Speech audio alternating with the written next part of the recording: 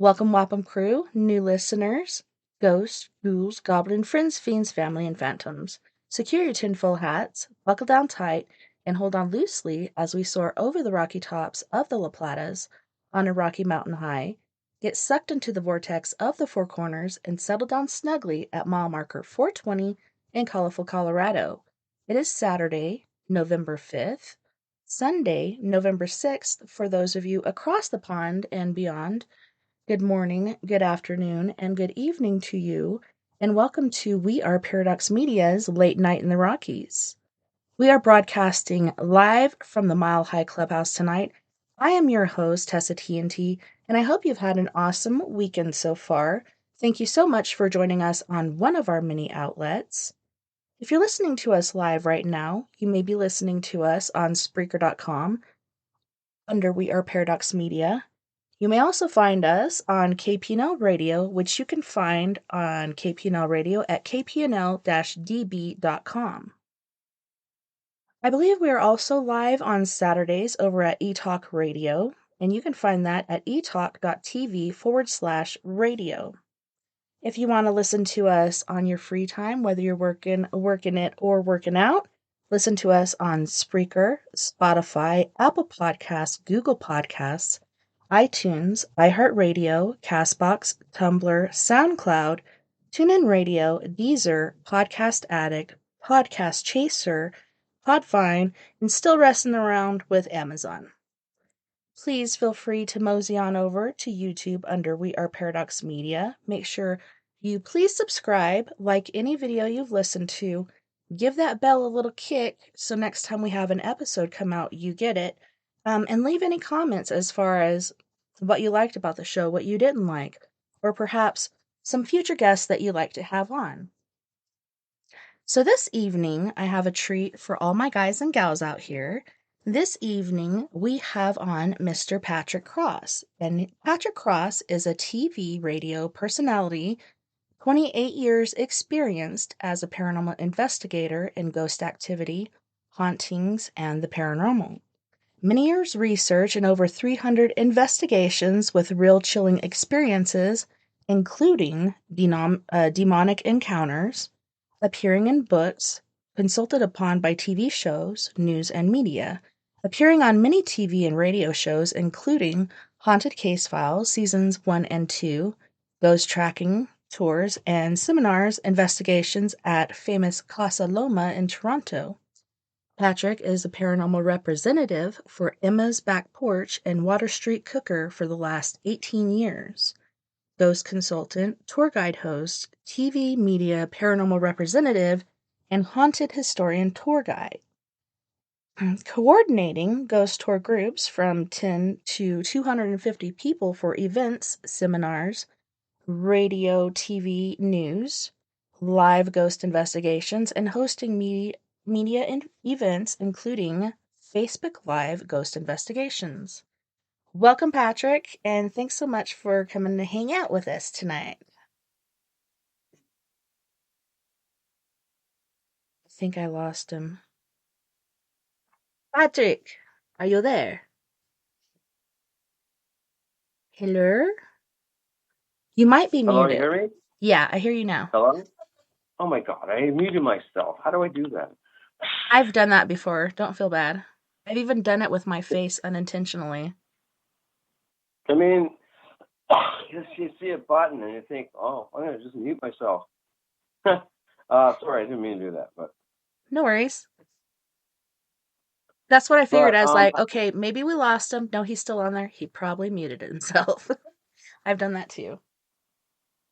Yeah, weird, eh? Well, being a Saturday and after Halloween, I guess everything else can be happening too. Right? So, yeah, lots of stuff. Yeah, you were just telling Hello? me on break that Halloween went really good and you actually got a promotion. Yeah, it's like, well, as you know, I've been doing ghost tours and ghost stories, Burlington, Ontario, Canada for like 20 years, and always been promoting the one highlight of our tour is a haunted statue, which is, believe it or not, it is I solid just bronze. watched. Yeah, I just watched a Yeah. video with you there the other day. And all of a sudden it's like, wow, finally they're like thinking about me and promoting me, because all the time I was promoting it, the city actually stepped in and started, promoting it more. So I got this big event happen, which was last Friday, October 28th. And I was doing fireside chats, which was really good. I got paid really well for the city, and it's actually through the Museums of Ontario. So that was a big promo because it's really hard to get in on that or anything because they're kind of stuffy and stuff, and they only want certain people. So Right. they asked me back in August if I wanted to do this. But yeah, great. I'll add to my promo and resume and everything else, right? And I had Ireland House is the main one. If you ever look it up, it's a beautiful Victorian home. It's around the 1800s, but it was also part of the military the British used as headquarters, and it was the home of John Brant. So that being said, there was a lot of history to it, and it's still, in its beautiful foundation, everything is still the same. And they do tours, and they do, what do you call it, like Victorian events, and all the kind of clothing you wear in the Yeah, kind of like a 1800s. So cosplay or something. yeah, they have all this, and then they had for the event they had it was called Spirits with Spirits, and you can look it up anywhere on the internet. Excuse me, and kind of cool because they were talking about mournings, how they do that, how they did the mournings and funerals in the 1800s, and I was out there with this huge bonfire, thinking they're going to put me on the stake and light me on fire, but I was talking. I went there, go, oh great, this is the last thing that need get sacrificed. But I was taught it would turn out really good because they had about 20 people or more every time over 3 groups that would come and listen to the stories around folklore of Burlington. So other than being consumed with smoke and inhaling smoke and coughing and dying of the smoke and the fire, I did okay. It was really good. So it was sold out. So they had these Victorian drinks inside, and then I was outside doing the stories and the tales, the folklore. So it was really nice. Heck yeah. What sort of Victorian drinks do they have? Well, they have these kind of like I never knew this, but they apparently cranberry was really popular in the 1800s, and they would mix it with wine and tea, Hmm. or spiced rum and spiced pumpkin. So that was kind of interesting. And they had all these kind of concoctions that they would make, back then. So it's kind of interesting that this was. I mean, I didn't have any because I had to talk, but I mean, it's kind of interesting how that went on. And they were talking about how they covered all the windows and they covered all the pictures and the mirrors, with black curtains. So in those days, because as you know, they were worried that as the body left, the soul, the soul left the body. Sorry, and it might it would go into and be attached to mirrors or to pictures. Hmm. So I didn't know all this. So it was pretty kind of cool. Yeah, and Um, they're saying, because I was reading about this the other day, they're saying they used to do that because the soul would get confused because it would see the light reflecting in the mirror and think it was a light and go into the mirror instead of the light. But they're like, right. maybe that's why everybody's so haunted these days because we don't practice that anymore.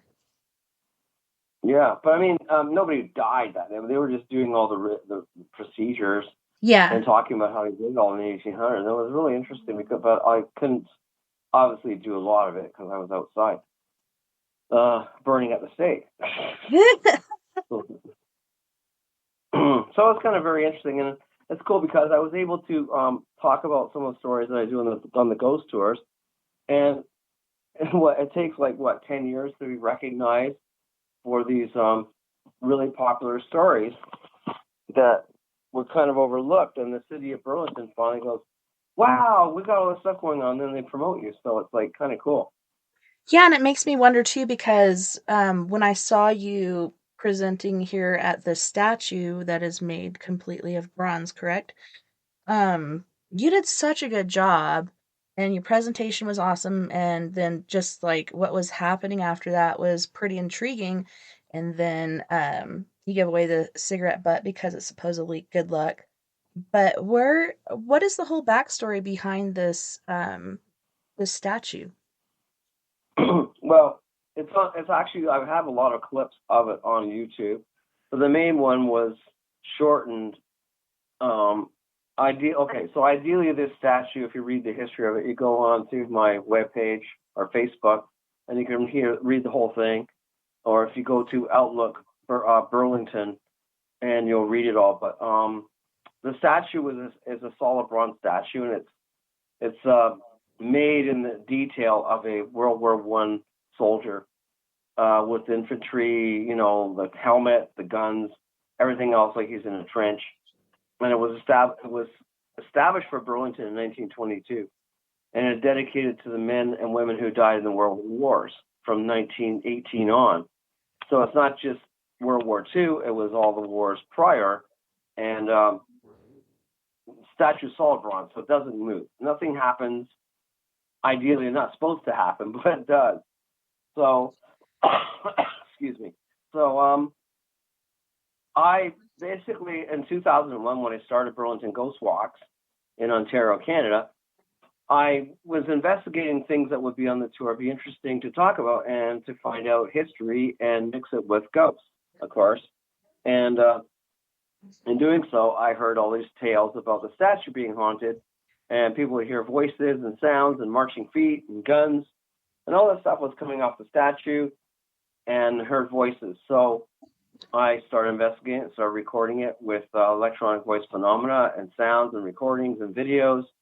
And eventually I got answers back that it was actually not residual, but active, that there was a ghost or a man who died, became a ghost spirit, whose name is Alfred Edward Johnson. And he is inhabiting this statue of solid bronze since, I guess, the war. His body was never recovered because he was killed in battle on August 19th, 1942. One of the major battles that were fought with the Americans and the British at the time, and he was never returned. So people for the years have been hearing this, and the one thing that stood out was the fact that he said, "I lived a hero, I died a hero. Please remember me. My name is Edward." Mm-hmm. So that led to wow, that's cool, because we checked it out. I checked it out, and his name was on the plaque, named Alfred Edward Johnson. But he liked being called Ed or Edward. And from there, I went to Canadian Legion, to different things to verify what was going on. And we get all these sound recordings, and he knows he's dead, but he's basically said that he's protecting the city from attacks and from war and from ongoing attacks that would happen and anything else. So we have these music festivals that go on in the summertime, and it's all kinds of fireworks and bombs going off and bands and all that. And he gets all freaked out because he thinks the city's under attack. Yeah, PTSD. So anyway, he said, "Well, I'll show you that I'm alive." And I didn't know what he really meant. So we were checking this out.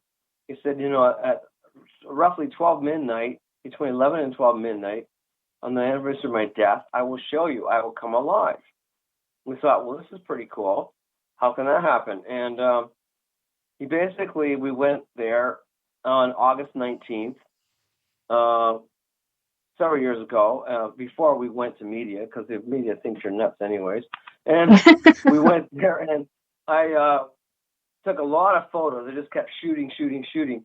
And all of a sudden, around 11:20 p.m., this huge fumes comes everywhere, all kinds of fumes and ghost fumes and sounds and voices flying in and out and talking and guns going off. And the statue's eyes lit up, this like bright white, because they're actually bronze or green. And it turned bright white. He opened up his eyes, and there was a clock or an alarm or a gong that went off at that hour. And at that hour, his hands actually shifted on the rifle and moved down the rifle. Oh, wow. And we caught the pictures of that. So if you see that on our website, it's pretty fantastic, from 2004. Excuse me. we caught that and caught a whole series of them of Alfred moving his hands on the rifle and his coming off the rifle. It's just like fantastic. How does that happen? So we went to the media and said, well, we got this really cool thing. We want to prove that, ghosts can do the same. Ghosts are living. We survive after death. And that Alfred comes alive and he moves his hands and moves his feet and moves his gun and moves his arms and hands. And everybody's going, oh, yeah, right, sure, yeah, that's a really good one. What's he going to say now?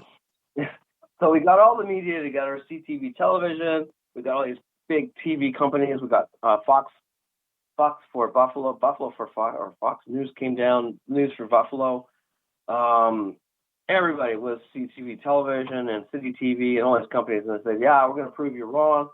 And I was really worried because I was going to look like an idiot if nothing happened, right? Yeah. So no, sure enough, we was still around the dates of his death. And we said, Alfred, we're going to give you a proper dedication. We want you to do it again and promote yourself and say, well, you are here and you are alive, but you are a ghost inhabited and life does exist after death. So everybody's going, oh, yeah, right. So we had all these cameras set up, TV and everybody, and there was one woman named Kim from Burlington Post, a local newspaper here, and she says, okay, so they're all there, and surely around 11:25, I think it was maybe 11:27, we're all standing around, and all of a sudden the fumes go up again, ghost fumes everywhere, flying around. His eyes go bright, looking, just almost looking right at you, and people say, hey, there's movement. There's something moving. And his actual hands slid down the rifle this time and then changed position on one of his hands. And we all got it on photos and video. And they went, whoa! And they all ran away and all freaking out, jumping around and freaking out because they thought, I did it. They're looking for wires. They're looking for this. Wires for a bronze statue. Come on. Yeah, or a button to do it. I said, no, it's not. It's all real. And they all freaked out. And then it became... Well, after that, went all over the news all over Canada and the U.S., and I became more famous for that, and that really established me as a serious, ghost tour internationally in the sense that, we can do real things and nothing's made up, and this does exist, and people want to see it. So it was kind of cool, but even better after that was the fact that we went back a couple days later. And we're looking at the statue, talking to Alfred and everything else, and this is good. We're in the news, and my friend Jim, he was an investigator. He smoked cigarettes, and he basically had a full cigarette, and he drops it by the statue base accidentally. He goes to pick it up, and the cigarette literally gets smoke or disappear all the way down. It just goes zoom. And we go, whoa! So we laid another one, and it's very cool. We put it down. Sure enough, it gets smoked all the way down, full cigarette, just gone. And we go, whoa!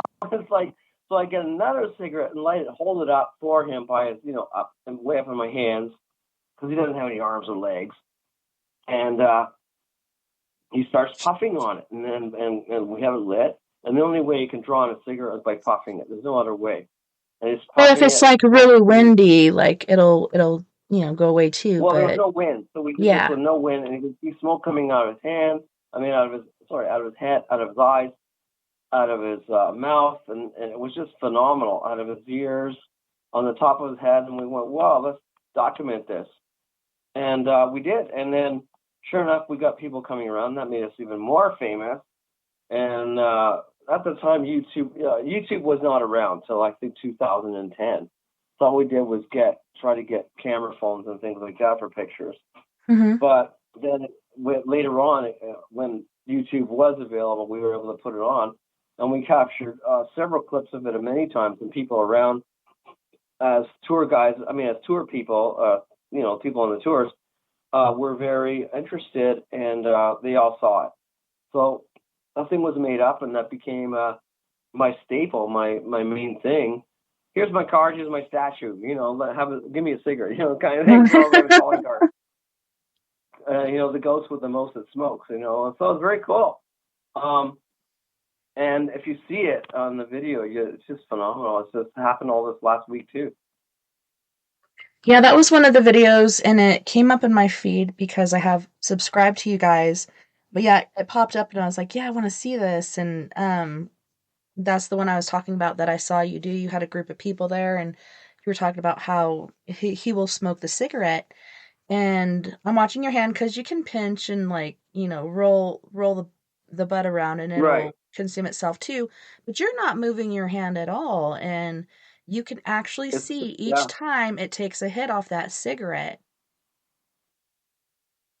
Yes, and that's the thing. And it was actually, if somebody puffs a cigarette, you can feel the intense puff of somebody drawing Mhm. on it with their mouth, right? And I Yeah, the was just heat in the holding it. You butt. can feel that. You can see the embers burning. So it's not like he's blowing on it or anything else that's going on. And he usually smokes half of it because, well, he trusts me. He's tried it with other people, but, he's kind of scared and shy. And he doesn't do anything else. He doesn't like smoke cigars. He doesn't do any funny things. And it's been a really draw for our tours.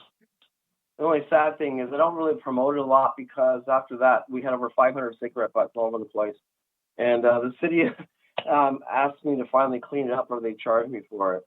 Oh, wow. So I kind of kept it in the lurch, in the dark for a couple of years, and I would just promote it on the tour because people are trying to steal things and everything else, right, or make it up. So me being this like, well, I'm doing this 20 years now. I mean, I might as well just go with it. And finally, the news picked it up, but it took me a long time because I never believed it before. So I got all the media over it in the last week or so, which was been around for like a couple of years anyways. So it's kind of, they promoted even more, and now you can see it. And they got the actual the main clip where people are seeing it and watching him smoke, and you can see smoke coming from his head and everything else. So it verifies what I've been doing for years, and what everybody else wants to do is capture real evidence and prove it, and that's what it did do. Yeah, and that's super awesome that it did work out when the news station got there because, like you said, they're just going to think I'm crazy or I'm making this up or whatever. Well, it's very hard to be credited with anything nowadays, right? Because they Yep. have to like look at all the angles as to blame how it doesn't happen and to blame you. But I've been doing this a long enough time to get enough media and television and research 10 years into it. Oh, yeah, well, maybe he's finally credited because he didn't quit yet. Like it takes you, what, 10, 12 years before you kind of recognize. So it's kind of like He's still funny because doing it. everybody else was promoting it, but they just took a long time. It was kind of really cool. So Yeah. thank you. And it's going to, keep me out there, and it gets more promo for me, and verifies what all us researchers do to capture real ghosts on film or camera. Yeah, you guys have gotten a lot of good stuff. Yeah, and even if you look on my webpage, man, just phenomenal pictures over the last couple of years that nobody really gets. They've been saying, "Oh, I got a ghost now. I got an orb." Well, I mean, I got the real stuff. The real things coming out, the demons, the faces, the ghost orbs, the Smiths, the rising from the graves. I mean, I get the real shit. It's like, where you go? Wow, this is good. Yeah. So thank God I've done that. Yeah, the age of technology is amazing. Like we have cameras on our phones. Um, I don't know. Yeah, it's pretty epic. So you've been doing this for 20 years. Do you feel like like there's been an increase in paranormal activity or anything like that the last like 2 to 3 years or more? The pandemic didn't help. I think a lot of people were sick, and and most people were worried about their health, not about ghosts, of course. So I don't think it really went anywhere further, other than the fact that we did a tour last year, and excuse me, even with the pandemic, we had people come out on the tours. Um, this year was kind of all over the place because I think people were just getting back into families and having things going on, celebrating and going out. So I didn't have as many responses, but the diehards always come out, right? Hmm. But it's weird because it's like it goes in spurts as opposed to like a regular. I mean, we used to do tours starting back in like June and July, and now we've kicked it out. Started now we have to do it in September because there's just no interest until the fall anymore. People are going back to like, well, it's an October thing, it's a Halloween thing, so ghosts just happen in Halloween, and then they put it all away in November, and they think ghosts aren't existing anymore. So you know what I mean? It's like it goes up and down all the time. Yeah.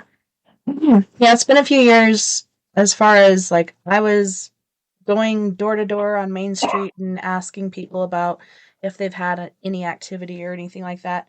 And it was crazy, like the left side of the street, very active, the right side, not.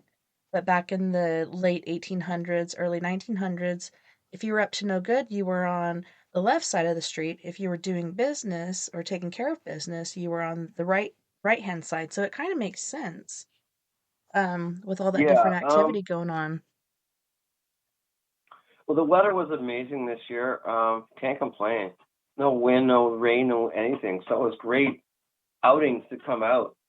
But again, I think people just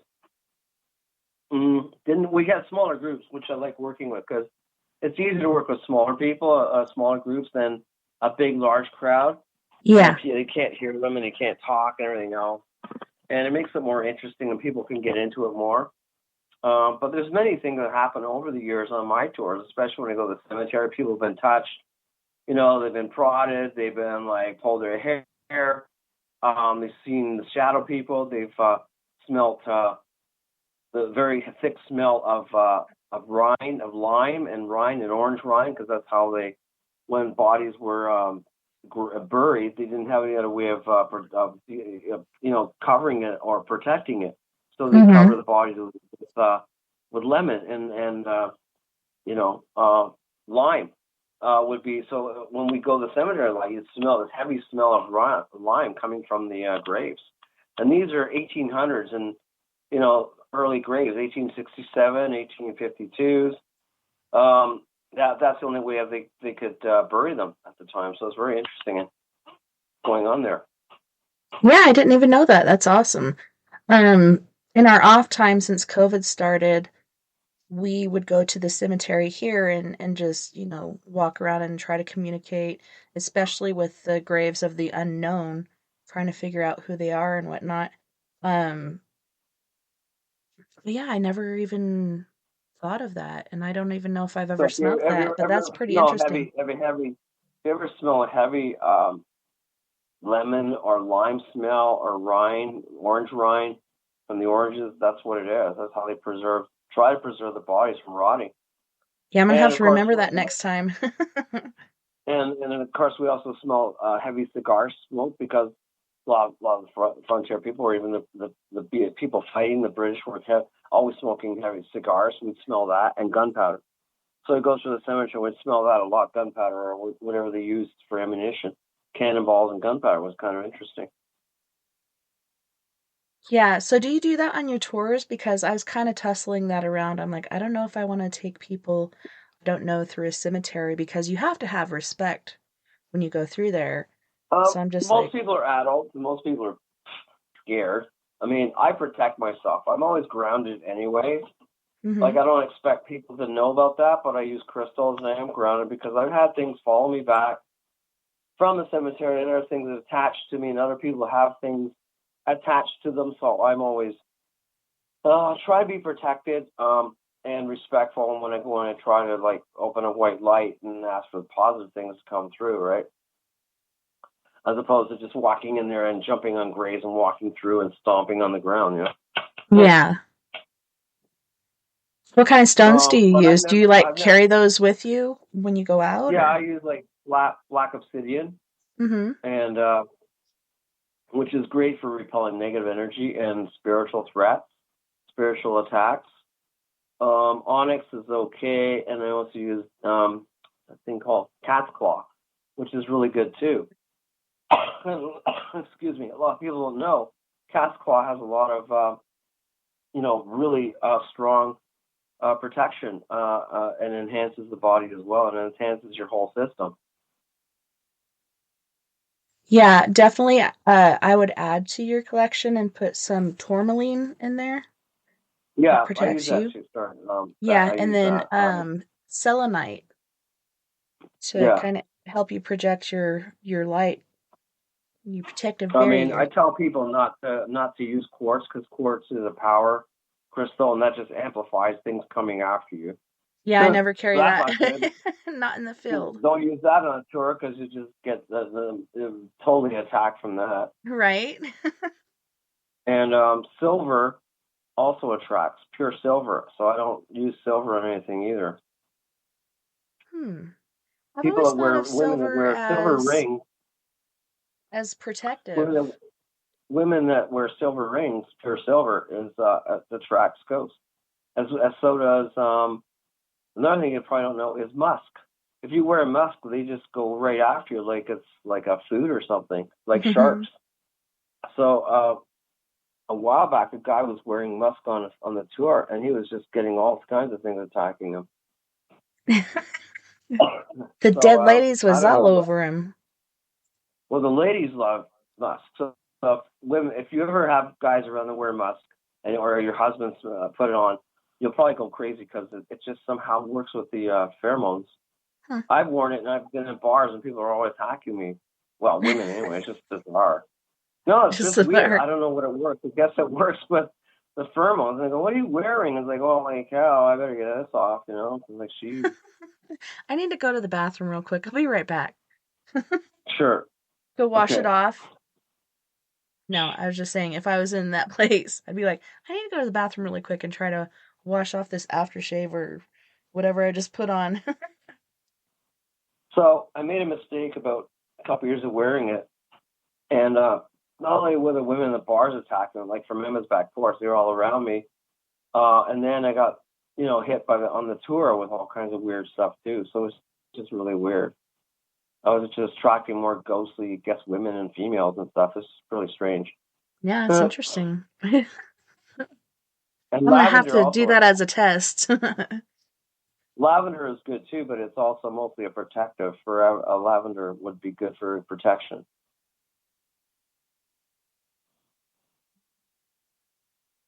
Yeah, and you also smell that sometimes when the dead comes around, like lavender or roses or. Yeah, that's what's popular flowers at the time, roses and lavender. Mm-hmm. To bury the dead. And Excuse mint. me. Some Pardon? women like the peppermint. Yeah, there's mint. Mint works really good too because it's all supposed to be nice and flowery and protection, right? Enhance spirit and the angel guides for you, for So, sure. getting off this topic and going on over to Boo because he was part of our advertisement. Did we have any activity or did Boo act up a little bit more around Halloween or he really doesn't care? Just give him another shot. Um, we took them as kind of fun. Excuse me. Um, we didn't really take them on the tour, but we took them to the bar, one of the oldest bars in Burlington. It was an estate home, a family home. It was established in 1878, called the Dickens, and we went there with him. And nothing really happened like lately because we've been kind of like, he's been just getting drunk. He does drink a lot of vodka. Mm-hmm. But I had my beer there, and I swear, I had like a whole, almost a half a glass, and we were watching it. I'm drinking it away at the bar, and booze there in front of me. I think there's a picture you saw of it, and he drank it all. And it just like went down, like we're going. The waitress comes by. You want another beer because it's all drink, and I didn't even notice. And I'm like, whoa, I didn't even drink that, and it was just wild. So he does like beer, but he mostly likes vodka, and I didn't. The weird part is I didn't see it. It just happened. It was there and it was gone. It's like so he's still active, but the waitress kind of like was kind of scared because he's a black doll too, and he kind of intimidates. He intimidates people.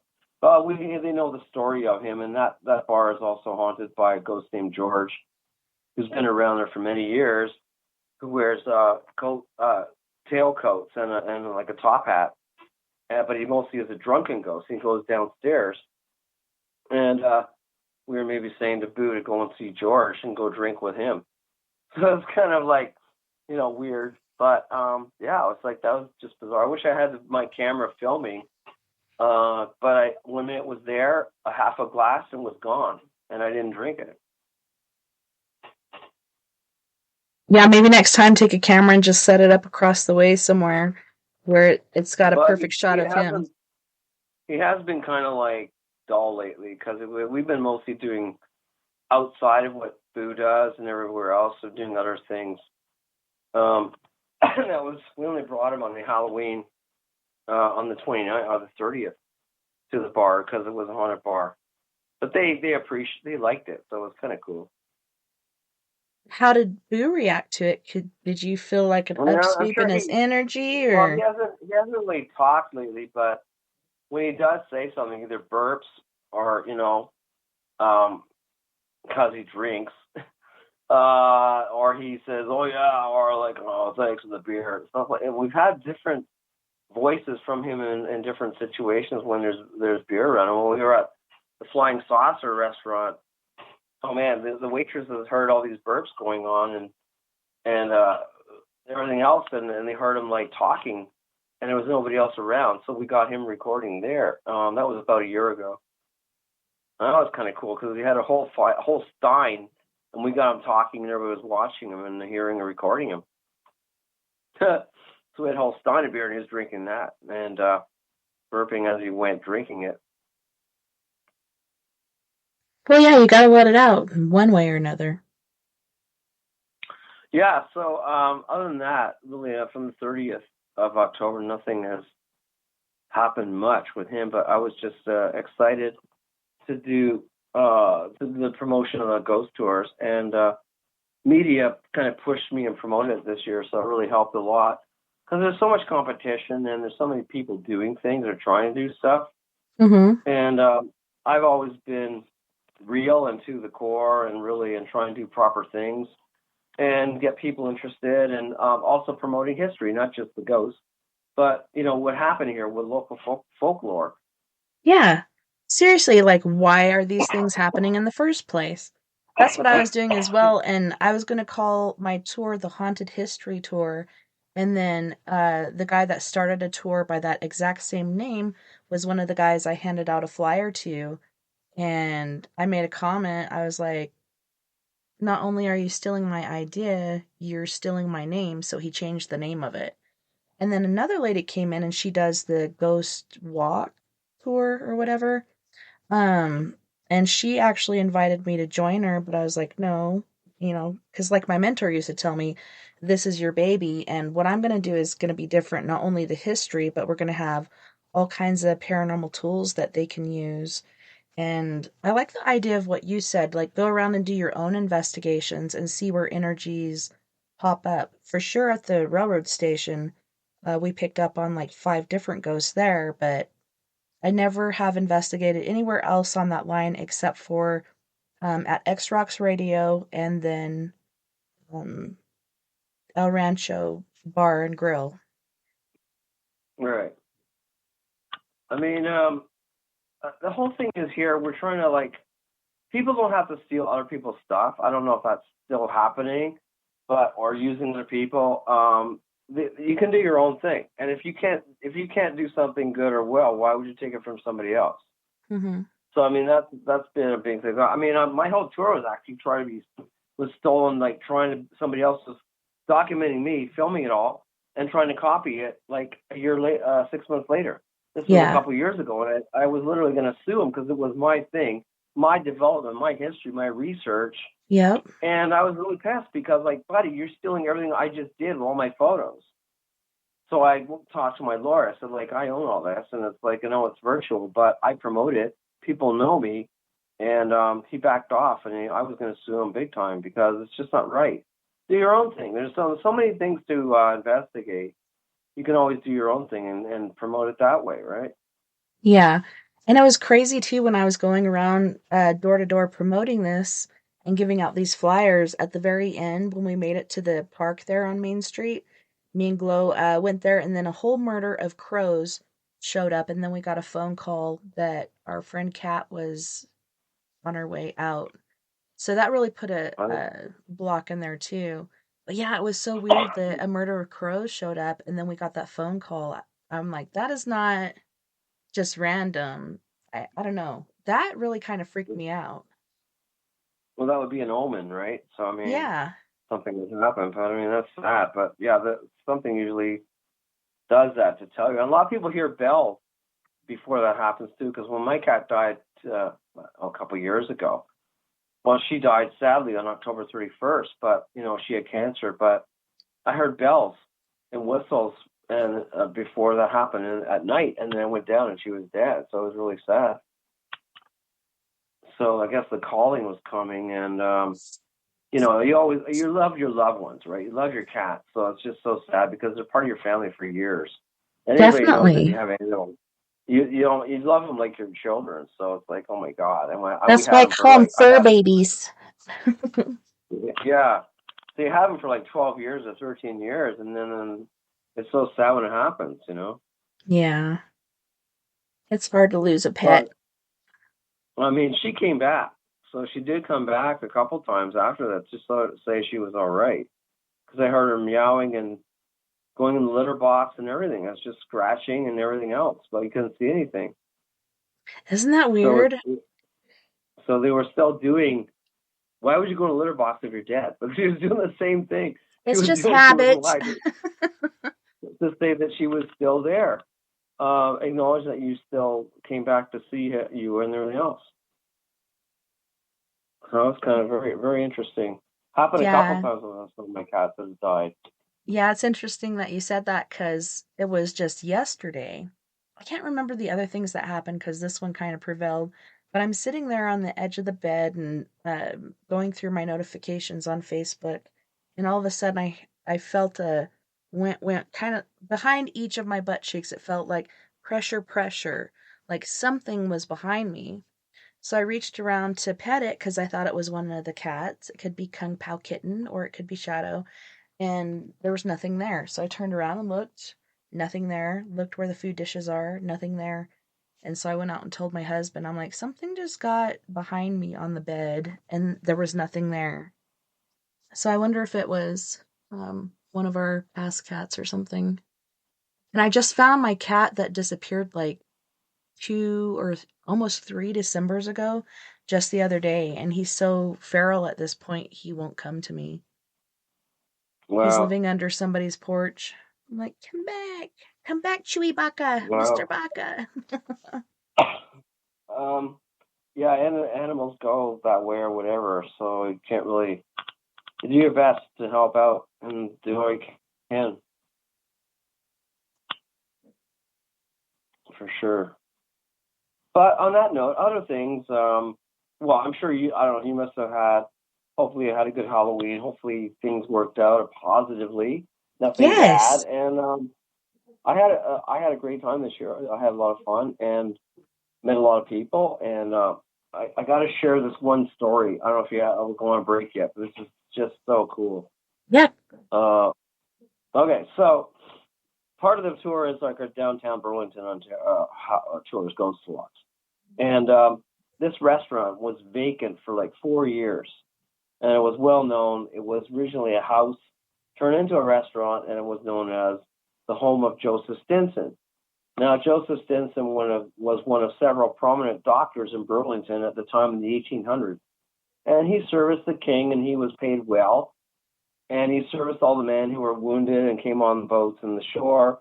And anybody who was in battle and needed medication help, or anything like that. He was a doctor and he was also a surgeon. So he was very handsomely paid. And his house is designated as historic. It can't be changed. It's a heritage home. It's downtown Burlington, and it's connected connected to what I was talking about, the Dickens restaurant.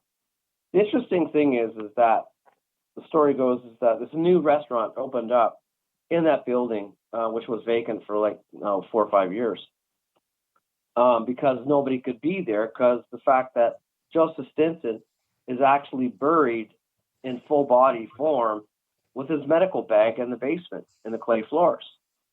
And he would always come around and say, "Good morning, good day, how are you, how's it going," in a British voice. And he also said, if you fly the British flag and have the British flag on your menu or at your door, you will have good success, a good business, wealth, everything else. If you don't fly the British flag and ignore it, you will lose your business and have no business, and have poor health and poor wealth. So a lot of businesses in the last 2 years, didn't believe me. And the other ones that were in there were saying, yeah, we don't believe that. It's all go and everything else. I didn't tell them the other story was happening. And sure enough, they cut down one of the trees that was a landmark beside the building itself, which was put there in the Indian times as part of the Indian trails. And the Indians would actually bend the tree into a knurl so they would know as a landmark where to go on the trails. And they ended up cutting it down as a landmark for the city, and they got fined $50,000, lost their business, and ended up losing everything because obviously I think it's a curse that, he didn't fly the British flag, didn't listen to the ghost. It's his house, and he's demanding you pay respect. So and then you decided to cut down a sacred tree. Okay, you just sealed the deal there. So they didn't care, and then they lost everything, and they were kicked, lost it. And the funny thing is, they're putting in like $1 million worth of renovations, and then it just went up in smoke. No, they couldn't do it. They couldn't continue business, all because of that. So then it stayed empty. I said, there you go. You have no flag, no business. And it stayed empty for the next couple of years until recently August. And this new business goes in there, and it's called Bavette. They have a lot of franchises. They're like a high-end dining. They're all over the U.S. They start in the U.S. They're an American company, and they're in Canada. So anyway, I go into the building. It's really well done, nice, and then I talk to the owner, and he's French. And I go, well, that's not going to work. So Joseph, but anyway, I talked to the owner, and I said, like, you know the story, eh? What's happening here? I said, have you heard any ghost sounds or anybody talking or saying good day or good morning in British voice? He goes, well, no, not really. I'm not paying attention. But I said, well, he says, we're sold out constantly. We're sold out. And we've been sold out every night. So there's like a dinner dining thing, highly expensive. Minimum order is $50 to start. And I said, okay, well, you should pay attention, because if you fly the British flag or you put it on your menu or put it somewhere, you will have success and wealth and everything else. He goes, well, I don't really believe in it.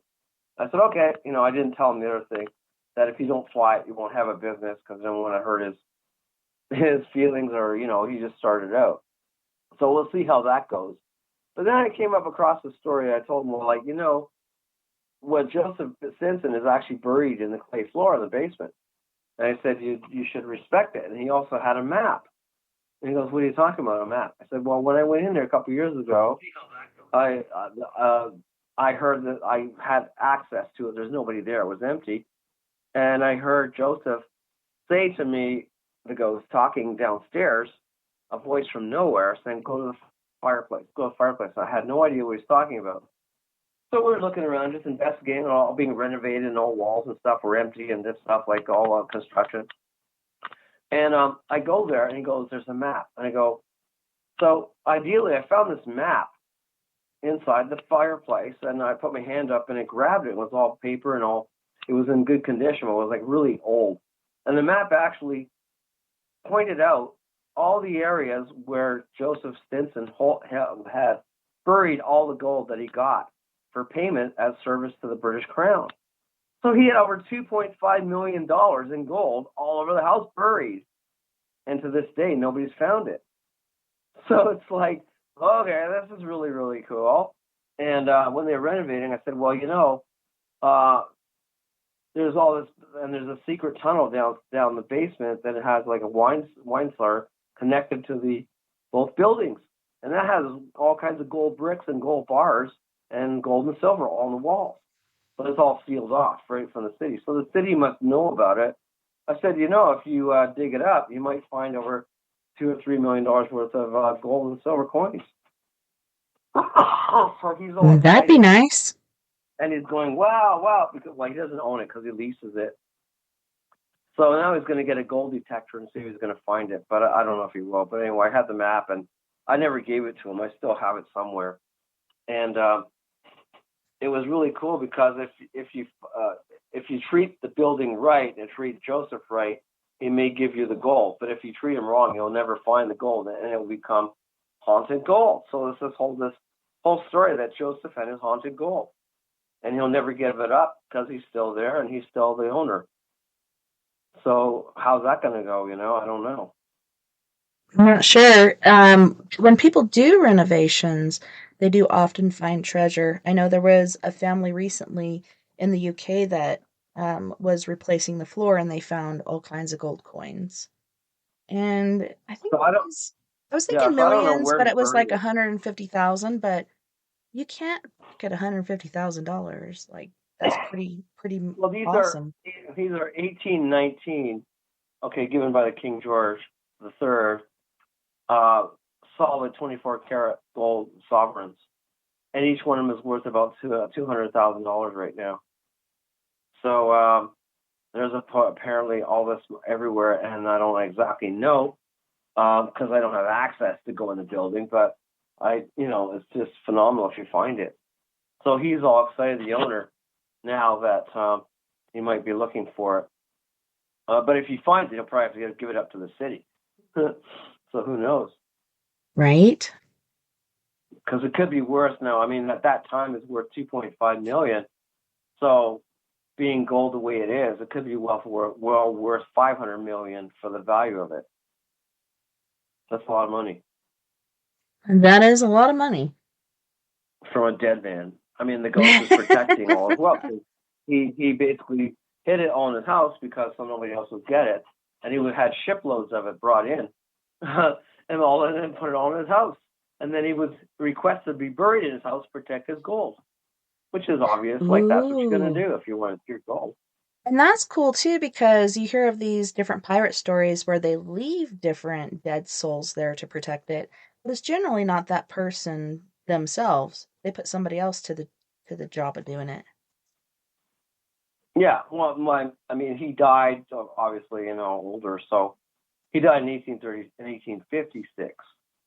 So the building is designated as 1856, but the coins, apparently, which I looked on the map, were drawn saying 1819 and 1826.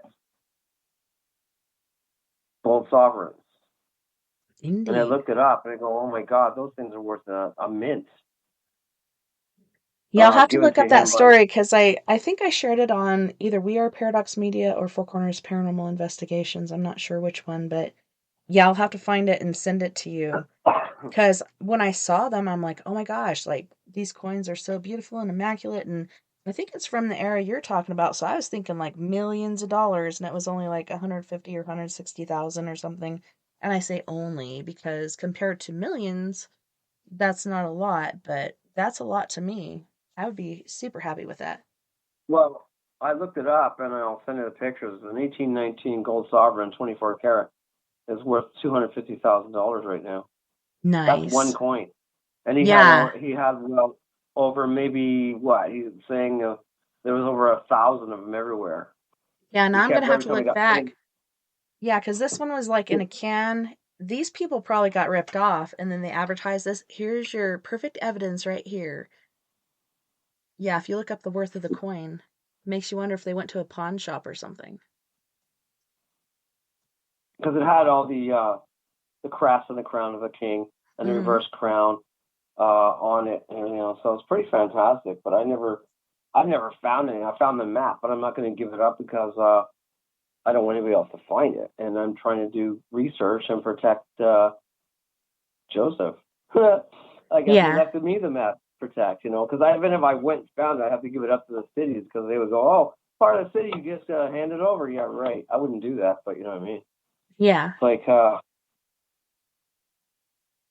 but apparently it's everywhere, and these underground secret wine cellars with over 200 years of wine still intact in the basement, which has all been sealed up by the city. I would be so afraid of drinking that. It might be like absinthe or something at this point. Well, yeah, I don't. I think people buy it as collections just for the sake of it. I Yeah, don't think you could ever drink it. It would that's go vinegar. true. Like, I mean, even the ones that they found Ew. under the Titanic, they found all kinds of rum bottles and whiskey and everything. They're fully intact, but I don't think anybody ever opened them from the 1912 from the Titanic. They Yeah, found cases of wine everywhere. once you open it, you lose the value, but sometimes people do for celebration or whatnot. But I'd be afraid to. I'd be like, here, we'll put this one on as a show and, cheers to this bottle, but we're going to be drinking this. I don't think you could. I think it's just for show, because if you open it, you're right, the air would just kill it right there. It'd be poison. I've never heard of anybody opening a bottle of 200-year-old wine, but again, I don't know if they do. I'm going to have to Google it. It has to be certainly cooled or a certain temperature for many years. Who knows? Yeah, and in the proper storage. Okay, so on that note, Patrick, we do have to go to our first music break.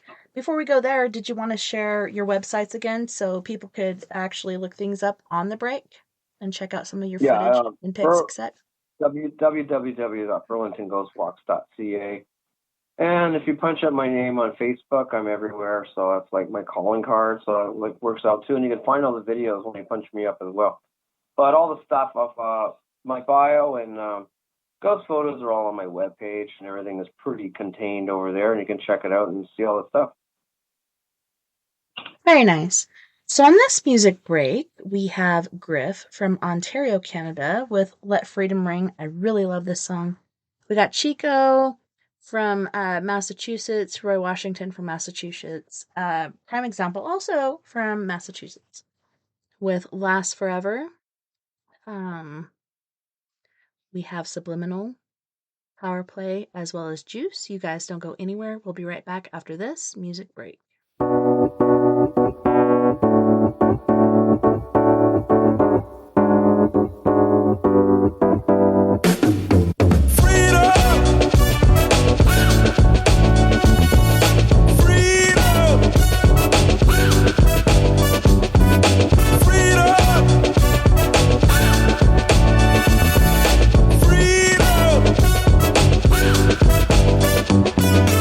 Okay, yo, here's the scoop. You can still be a slave, you're whipped and loop.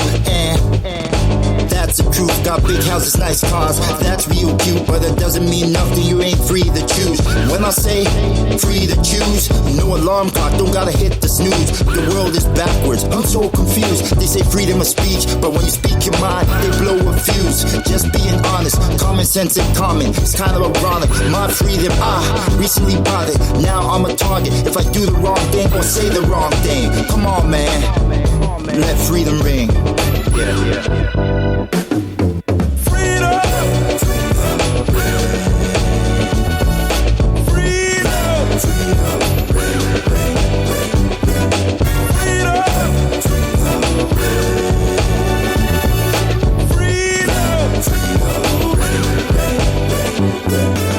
United States become divided states. The world is filled with all kinds of shades, and still resegregate. Parents separate from the children, that's not okay. We should be free to laugh and play. Do it now before you pass away. Fight for what's right, enough for everybody to get a piece of the pie. Brainwash, social media full of lies. Go to work, pay bills, then you die. Need a breakaway, guns, get rid of the AKs. Our ancestors paved way since the slave days, but we still hurting. Carry that burden. Stop playing victim, beat the system. Love is love, it should be shown. Can't grow unless you leave your comfort zone. This I know, I learned all this from the mentorship. Kids don't know what independent is. Take advantage what your parents did. Go against the grid, you have to. Like going to the bathroom, learn the right songs. Cause of Matthew, liberty like statue. They call now the present, cause it's a gift. It should be cherished, last name fearless, not Harris. All thanks to my parents' parents. Now, love the last name every time that I hear it. Cause I know what it represents. Climb the fence, so now I got freedom. Such a beautiful thing. Freedom. Such a wonderful thing. Freedom. Such a beautiful thing. Freedom. Such a wonderful thing.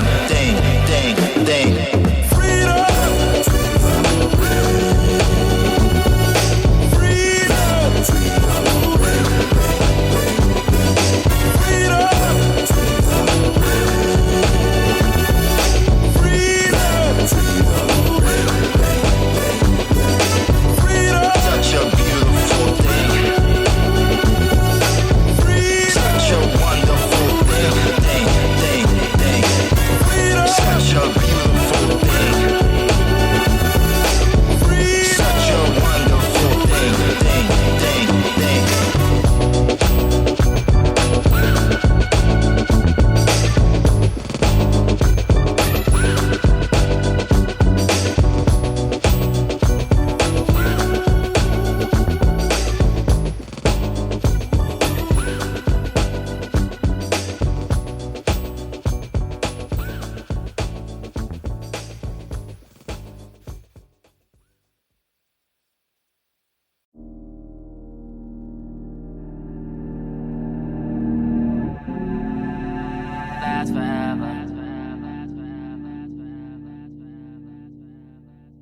rain never, rain never, rain never, rain never, rain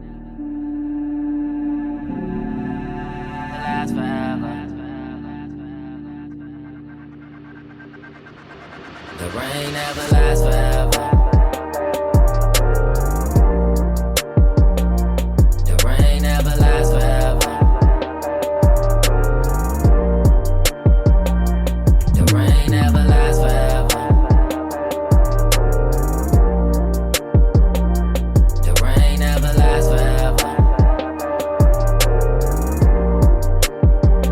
I know it's ain't shit. You're tired of the games. You're tired from all the hurt. You're tired from all the pain. Put your trust in all these lames, but that wasn't your aim. Hide they true colors, down the line them change. They words don't meet they actions. Loyalty what they lacking. Tell them to stop the slacking.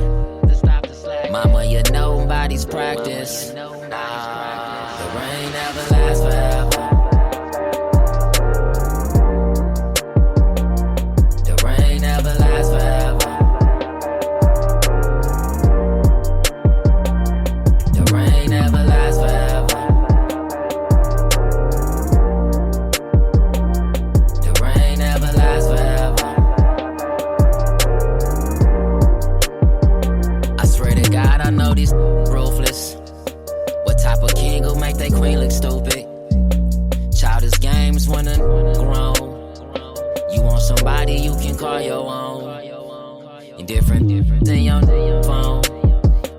When you asking me, act like you wrong. Your heart say stay when your patience gone. When y'all together, you still feel alone. Yeah, the rain never lasts forever. The rain never lasts forever. The rain never lasts forever. The rain never lasts forever.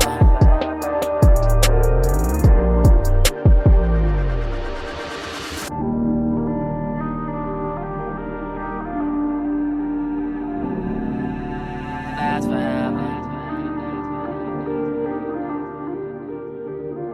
The rain never, rain never, rain never,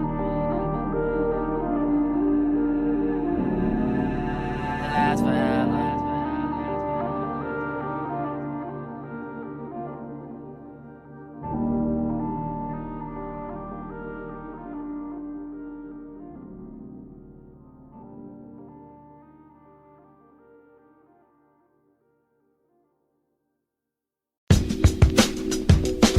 Yeah. Come on. I see you, Roy Washington, man. What's happening, man? Yeah. Come on. Yeah.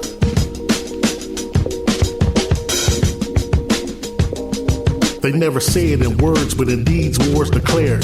Justice is gone and the sight's nothing spare.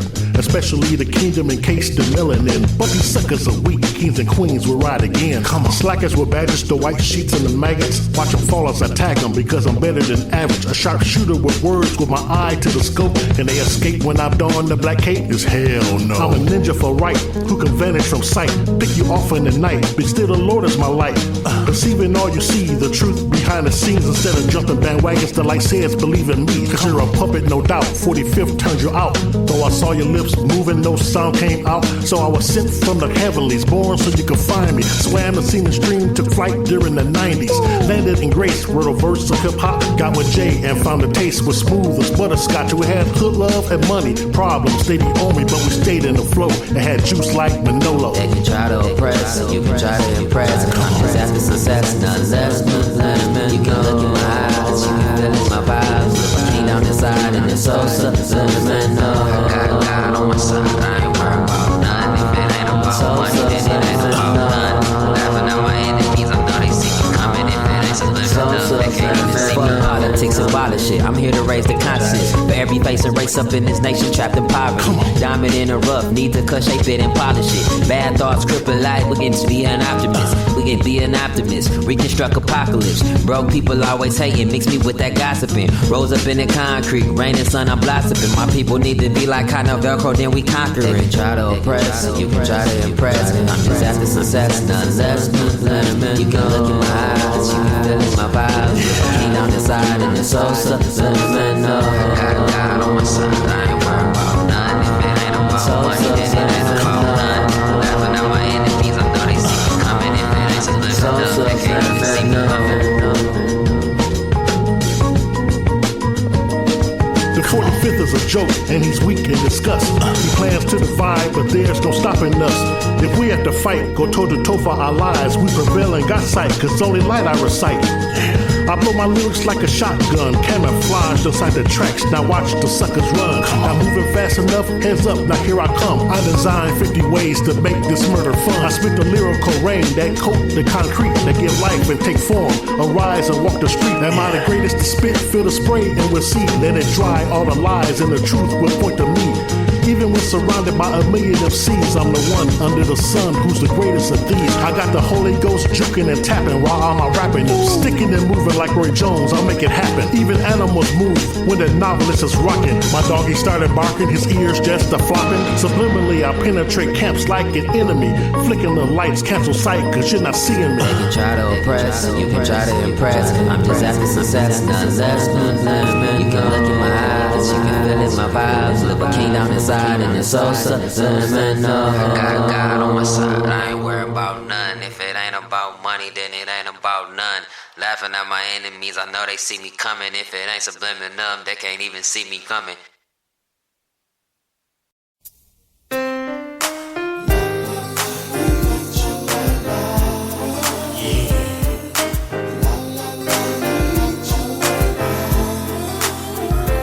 Once upon a lifetime was a man in the hood, tricked, misguided, and misunderstood, till one day he cried out, Lord, save me, teach me the lessons of life, won't you raise me? Because I tried everything under my hat, and I found all my plans were tears in the right. I need a hero, a real life a camaraderie, to step in, receive me, and deliver a power play. Something to raise my head from the dust is the must. I find someone in whom I can trust. I must grow in knowledge, live what I learn. I'm so glad to meet you, yo, my name is Vernon. Lead me any way that you're willing and I'll share. I need your power play.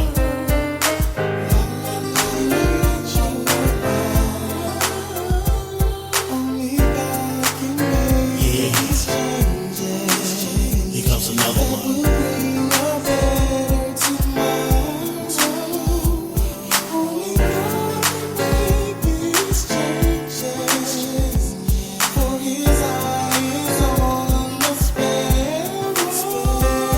So good to be clothed in your right mind.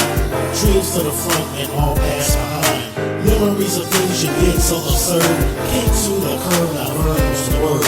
Cause often we're low now, problems can grind us. But with power from God, yeah, we all stay victorious. Listen to the seed, the knowledge and digest the real only. Cause a trooper like Jay keeps it righteous. And express upon the example of a vocalist, adjust your bubble. Leroy is like dangerous trouble. Trouble if you want it, peace if you with it. Never foreknown of a man who can stand it, but so irrelevant. So kick it in if you will, Lord.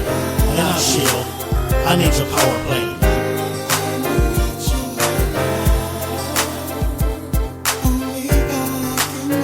Yeah. Here comes another one.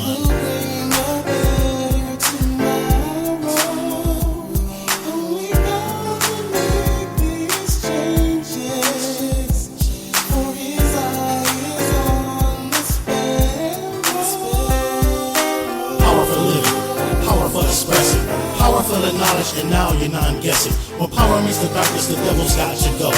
That's my Fed Weasel, and now he's going loco.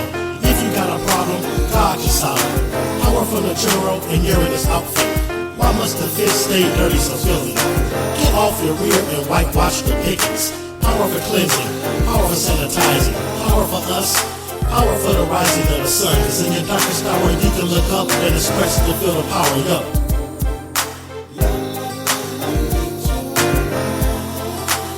I need your power play.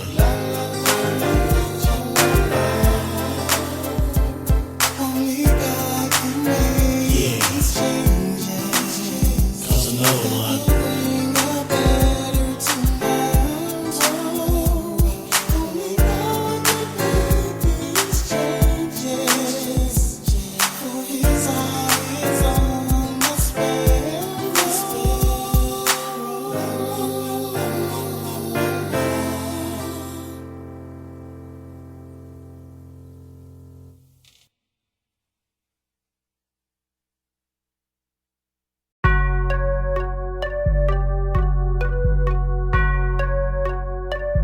Juice. Mwah. Get a vibe.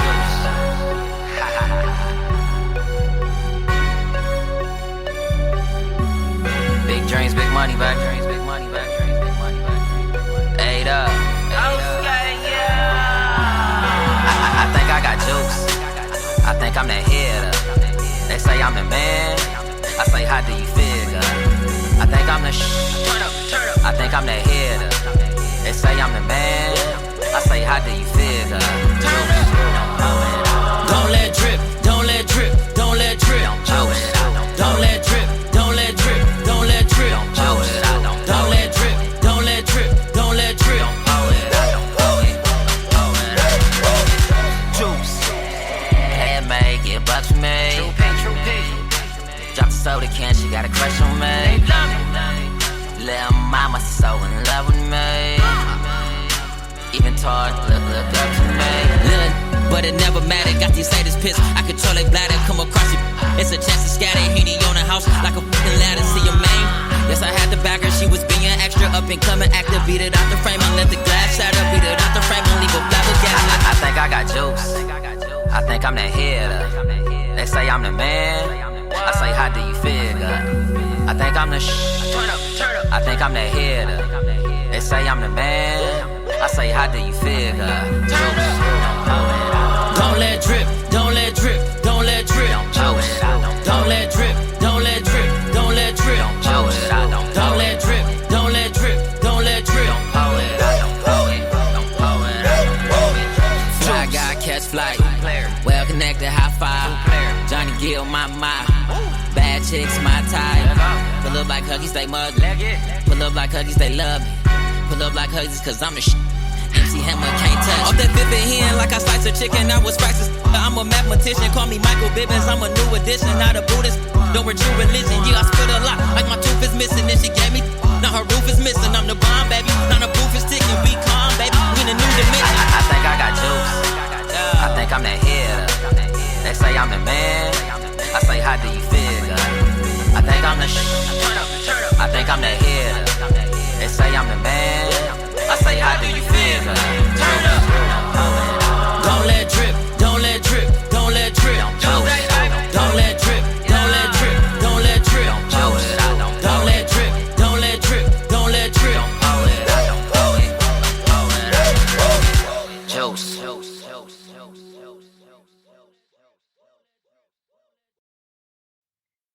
Welcome back, and thank you so much for joining us this evening on We Are Paradox Media's Late Night in the Rockies. This evening, we have Mr. Patrick Cross on the show tonight. Patrick, thank you so much for joining us and hanging out with us and telling us your different awesome stories.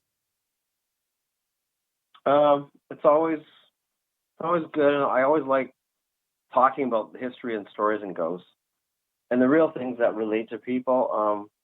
Not so much the TV stuff, but things that happen on a day-to-day basis when people are not expecting it, or they're looking for it, or they're investigating it. So I think that's, the whole art of, like, what are we here? Why are we here? What are we doing? And why do we look for ghosts, and why are we attracted to it? So the whole thing is all, like, really cool. And everybody, I'm sure a lot of people, are passionate about it and being respectful at the same time, for sure. Mm-hmm. Yeah, that's very important. You were talking about TV shows that are going on. A lot of people and a lot more groups these days. It started with Mr. Bagans. Now a lot of other groups are picking up Provoking, and there's kids watching this. There's people that are watching and learning from people on TV or YouTube or wherever you might be, provoking is not a good idea. Well, ideally, we're all going to be a ghost. So how would you like it if somebody poked you and prodded you and told you and everything else, stuck all these devices and microphones in your face and said do something? And it's just like they're dead. You should always, respect the dead, regardless. I mean, I respect people overall, but yeah, it's like let's get some charge out of it. So it's like a thing. I don't believe in a lot of Zach Bagans' ethics, and it's always trying to demand stuff and everything else. And he can't do things normally. He has to do it in a way, and I don't think it's right. I don't think his whole methods are right, but that's how he gets on TV, and people get a charge out of it. Yeah, he's been there for 25 years, so he must be doing something right. But at the same time, I've noticed in the past couple years, instead of going in himself, he's behind the monitors and he's sending different people into different situations. Yeah, I don't even think he always says he's also demonized or haunted or possessed. I mean, come on, really? Does it? It just doesn't happen. I mean, some things happen, but he has to be very drama. And I did respect him at one point, but it's just like all, how great it is and what you can do and how scared you are. And he does those Halloween cake wars. It's just like it's all for TV. It's not for. Well, for me, when he's doing investigations now, it used to be, like you said, he'd have his own reactions, etc., and you're like, hey, I can relate to this guy. But the more the years go by, I think the more it kind of drains from him, the more fake he gets. And it seems like anytime Aaron or anybody else in the group has a reaction or has something happening, he's like, oh, that's happening to me too. And then he'll over dramatize it to where it's focused on him again. Yeah, and it's like, oh my god, give other people a chance. But I think a lot of shows, because they're based on drama, they like it and they like the charge. Because if you really watch serious stuff, people are bored. When there's things going on. If you actually saw the whole time people are sitting there doing this instead of the cut version, you probably wouldn't watch it. Yeah, that's what I tell people when I do my talks and tours. If you really wanted to do an investigation or be somewhere and sit around for 8 hours, yeah, and it's really pretty boring. So if they really put it on what we do on TV, having a coffee or something else, watching things happen, and a lot of times you won't get anything. Being a ghost investigator is pretty boring. It's pretty dull. I mean, there's other things that you the can word is doing. Monotonous, I think, which is basically boring and same thing, different day. You're just sitting forever waiting for this evidence. What people are seeing on TV is cut and put together to where it's like bam, bam, bam.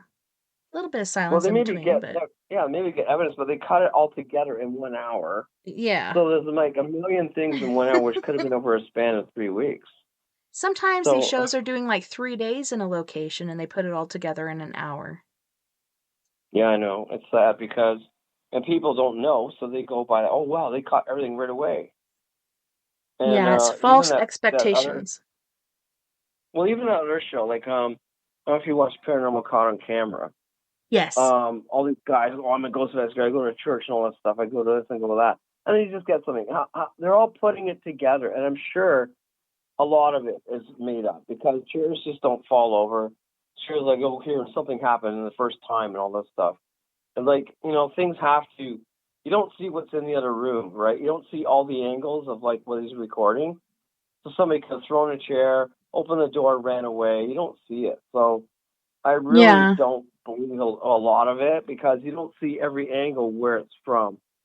Oh, the guy opened, the guy's there in the room and, oh, something behind me fell over or was off. And it could have happened. Somebody's hiding behind a chair or underneath and doing it. So that one you were talking about in the church where the chair doesn't fall over, but it scoots right to the side, and the chair is in frame of the door. Perfect view for the camera. Did they set that up?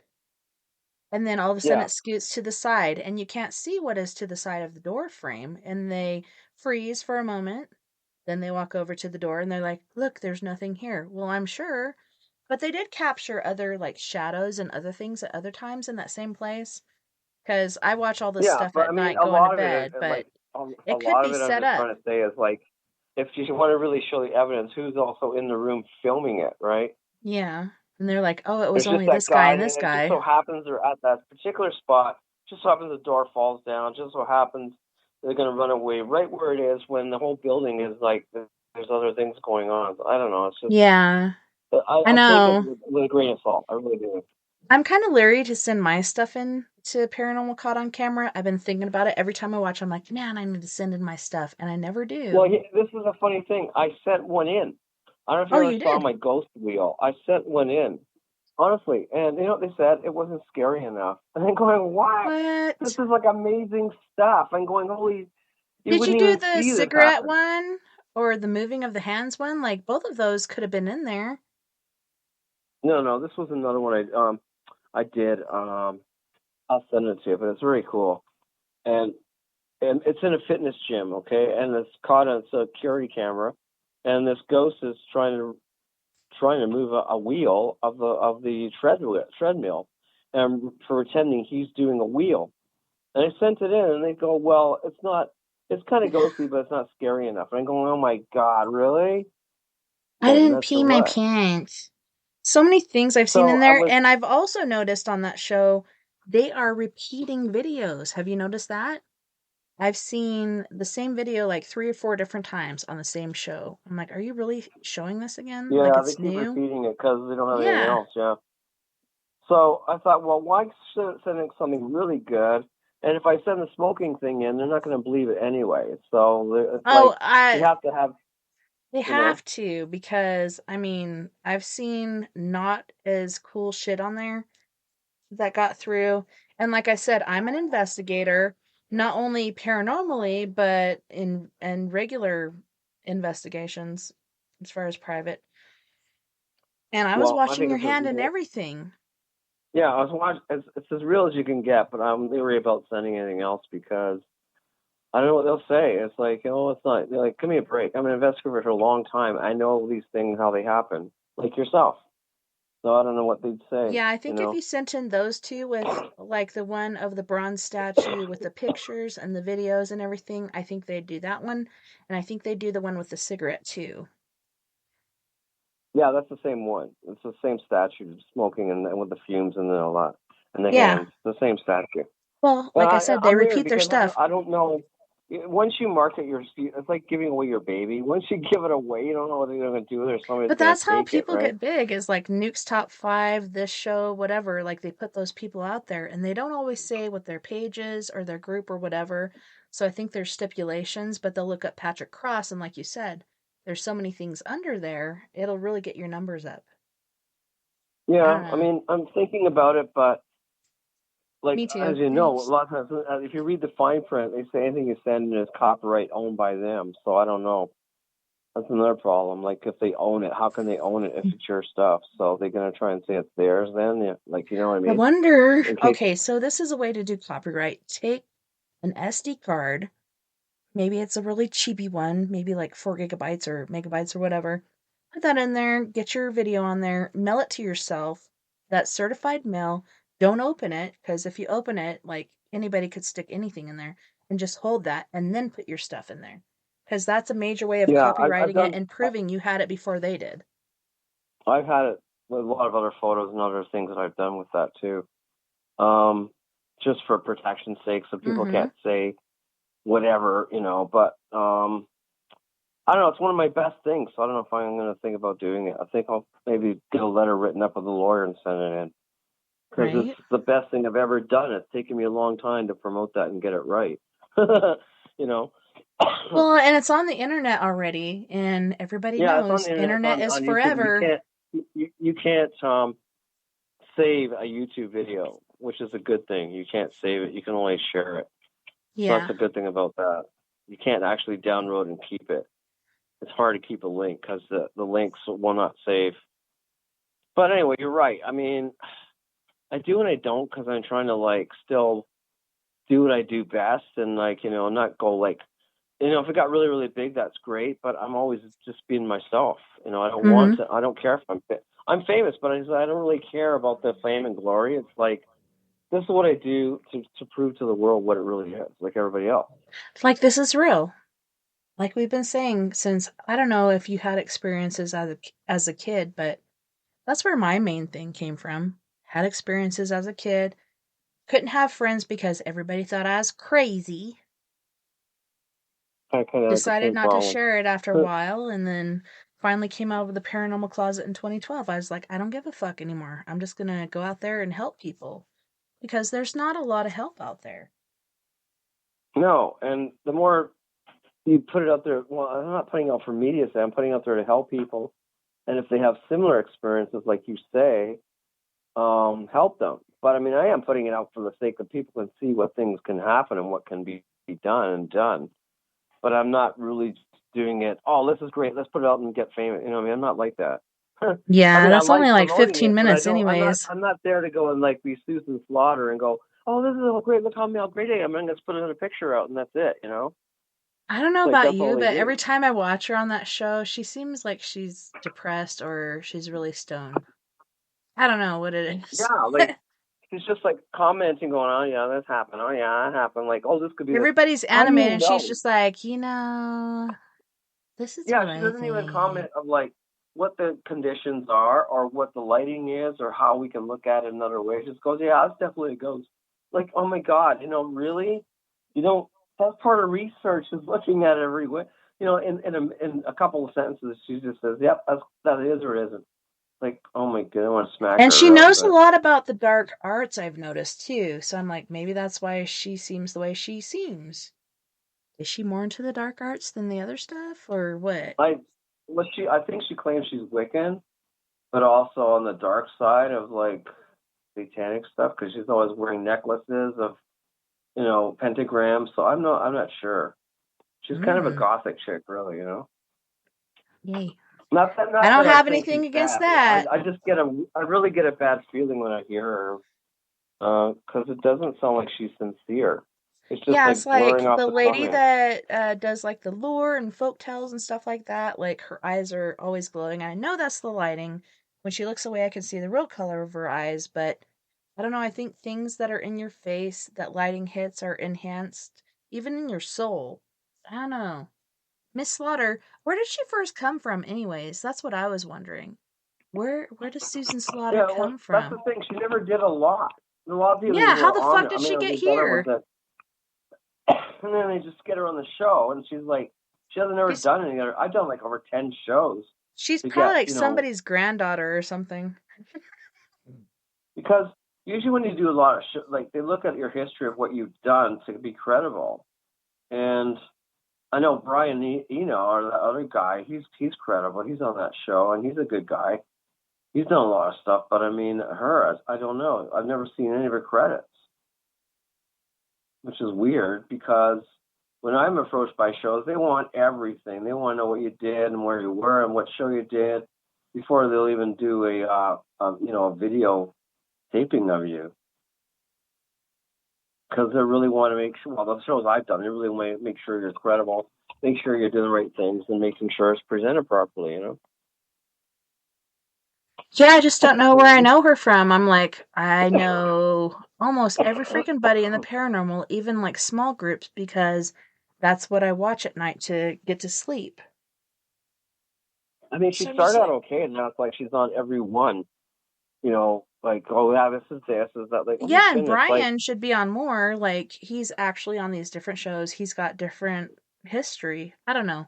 He kind of upsets me sometimes, but I love him. well, he did the thing with, that kind of got him more on TVs to this show. He did, the hell, like, The the Lost, Paranormal Collector, or what the hell is a Paranormal Collector, and the other one, the Curse of Oak Island. But the what? I funny never thing was, saw he went him on on there. there. He was on there as an investigator, and he didn't really find anything. I was like, "What do you pick up here?" Oh, I don't know. What's part of wood and all that. He didn't pick up. I was just laughing because he That's goes some on the old wood. show, and then nothing was there. Well, maybe So it's that's like, why I oh my, don't remember him, because I watched that show religiously until last year, where I'm like, man, my husband wouldn't watch it with me because he's like, it's just the same shit, different day. And I'm like, okay, well, let's watch something else then. Well, I stopped watching because they never find anything. I found more stuff, or people find more gold and jewelry on a beach than the stuff they're supposed to be finding in Oak Island. And this is like what, going into 9 years, and everything's like, oh, maybe we'll find it. Oh my goodness! Well, they started like, finding different things that were pretty cool in different time ranges, but yeah, it was few and far between. Yeah, and then they had to offshoot the show to say what Curse of the Gold Rush or Curse of other things because beyond Oak Island because they were losing the ratings because nobody was carrying one. They never found anything. So I gave up really watching because it's like, okay, great, exploring, same stuff, same drilling, same water. Well, they actually did find some coming. things, though. They found a button. They found, I think, a ring or a medallion. Yeah, but if you know what the history, when people go, okay, ships and traveling, that would be probably found in every island everywhere they went when they traveled on their journeys. It wouldn't be uncommon to have other things where they stop, like the ship stop, unload their stuff, go on, and go everywhere else. So, I mean, in the Spanish, first they're going into like Knights Templar, which they found a few things, and then the Spanish, they're going because it was a stopping point. So obviously there would be stuff, but there was nothing. I think there was nothing beyond really, really worth like saying, well, this is like as part of a ship. They didn't find the ship. They didn't find this. It's like, oh my God, they drained the swamp. They found different parts of what could have been a ship. Yeah, but you'd think if the ship was sank in a swamp, they'd find most of it intact, right? I don't think so, because there's like tons of bacteria and shit in a swamp. It's not like being in the ocean or lake. They would have found the sails. They would have. Yeah, I mean, I understand. It's just, I think they only found one cannon or something, or mostly it's the rails of the ship. So either the ship was burned and left there, so they wouldn't salvage it. Who knows? Well, they could have salvaged like different parts, like extra cannons or whatever for the other ship they're taking off on. So maybe that's why they didn't find the general amount of cannons. Maybe they resupplied another ship with this ship before they buried it. Cobblestone, roads and all these roadways, and it never goes anywhere. I don't know. I'm sorry. I'm skeptical because it's just like I was really hoping things would get better, and every season it's like worse. That's just my point of view. I mean, if anybody likes it, I like it, but I'm just kind of like disappointed because it just hasn't gone. They're spending millions every time for these guys on the show, and nothing gets done. Yeah, and that's the way with any show. Like, they got to keep you hanging on. You got to watch next week and see what they actually dug up or whatever. Yeah. And that's the way it is. But, because if they don't say that, they won't have a show, right? If you actually found it, then they wouldn't find it. I mean, there was some really interesting things when the divers went down and in the actual drill place, and they went down, they were almost finding stuff.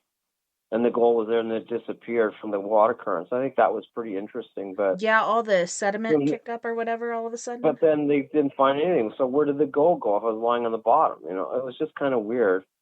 It was there, and then it wasn't there. So they have all this equipment, thousands of dollars paranormal things they're spending on, and like, oh my God, I was like, they're going broke the show for like all the millions they got to spend to do this stuff. I know these two brothers spending their retirement to do this. No, I'm pretty sure, what was it, Discovery Channel or History Channel? I'm not sure which one kicked it off. So I'm sure they pay for a lot of it, but... Well, then they get paid like $2 million each a show. Holy shit. Like, are you serious? No way. Yeah, I looked it up. The one guy, I don't know if it's Rick or the other guy. I can't remember. One of the brothers is so rich. And the other the one that's all hoity-toity. He's got this shorter face and then longer face, it all, and he just blows it all every time. Remember an interview he did a while back, and he said, I just blow my money and have a good time and go out and drink and drive around. So I was like, oh my God. Well, you can't take it with you when you go. No, but the other guy's serious, and it's like, you think you'd invest in your island to do more stuff, right? Well, and I think when you say one was serious, I think they're both serious in different ways. Mike and Rick, isn't that their names? Mike and Rick? So... Mike and Rick Lagina. Yes. I mean, I like Rick better because he's more serious, but the other guy's just like, oh, He whatever he has a says. dream. No, he has a dream. He believes in this. There's certain locations that he's hit on that the other one is just like, he's too serious and this does not compute, whatever. So he won't do it. And he's like, I just feel like something's here or whatever. And so I think he's at the point where he's kind of given up. Like he's been saying this shit, but his brother's more serious. He's taken more seriously. So I don't know. And I think he's Well, the little brother today, too, right? I think So it, yeah. I think it's tomorrow or whenever they air. Usually on Sunday. I think this will be the final season because apparently they're going to find everything now, all the jewels and all the rest. I don't know if they will, but they're saying this is it. They found the mother lode, so who knows what they're promoting. Now I'm going to have to check back in. Yeah, I kind of checked out because, like you said, it got really monotonous. Same shit, different day or different week or whatever. So Yeah. yeah. And then everybody's watching the other one because it was Beyond Oak Island, right? And it was, I'm like, I started watching that because it was better than the other stuff. And then they, the funny thing was they start off with Beyond Oak Island. They start off with the curse of the gold, the Civil War gold, right? And then they can't even find the train that they threw it in the lake with. So how does that happen? So that was like a waste of time too. Well, we know with the Civil War that they took their wagons and threw it in the lake. So how could you not find a whole trainload of gold? And then they just gave up. It was just bizarre. One of the first episodes. So again, that led you to like a witch hunt. Just like A witch I hunt? couldn't find anything there either. So that was just Yes, weird. Where'd like, the Civil War gold go? yes, and we've all realized, at certain points in our life, I'm wasting so much time on Facebook or YouTube or wherever the fuck you're at. Now, Discovery Channel or History Channel, they're helping us waste time in different ways. Sometimes you learn something. Sometimes, like with this show, it is repetitive shit. But I hope they do. I hope they do finally say, look, we found it because wasn't there a curse where so many people had to die? And so far Well, during yeah, this that's another show, thing. 2 different Yeah, people died? so it's supposed to be the seventh person dies, they'll find the gold. Yeah, Or they'll and we find it got all. 7 now, right? Or no? So there is no seventh person that's died. So why don't they just throw somebody down the pit and die and then find the gold? Maybe It's it kind could of be weird, like a producer or editor or something. and I don't even remember that because I have the original Reader's Digest. And I know about the gold, but it didn't say anything about 7 people have to die before they find the gold. So I Yeah, it think was that was written on added that by the. rock. Okay, I don't know if that was real or not. Yeah, I believe it was But written on the rock. It was like so many people had to die in order for this treasure to be found. well, there's 6 that died, and then the other guy. Oh, I don't even know his name now. He died, but he died naturally. Yeah, He was 2 of part of the them original did, invested. but they were on the Yeah, property. So does yeah, they that were part of the count? property, and his son died on the property. So that would make obviously 7. So how would that not, Yeah. So maybe make that's it why they that they finally didn't found the find it? treasure. Yeah, because the son died, and then I thought, okay, great, he died, and now they'll find the treasure. It's like, oh no, that didn't happen. It's weird.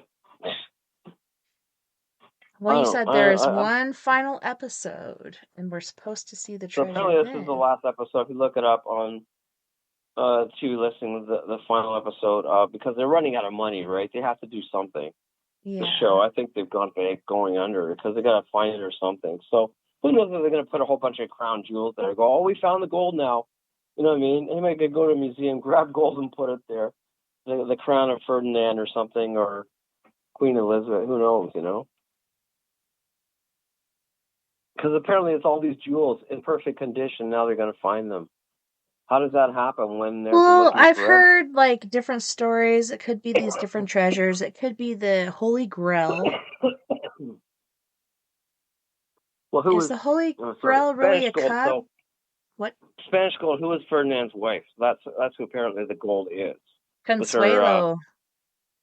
her necklaces and diamonds. That's apparently what a lot of the gold is. The Spanish, forget from the Spanish galleon that sank over there, and they hid it. So I don't know if because the British were cloning in and trying to steal it all. Yeah, I didn't even know anything about that. I thought it was about the Holy Grail and different other Well, that treasures. too, but that happened. The Spanish happened conquering and looking for gold after the Knights Templar, which was earlier in the 1400s.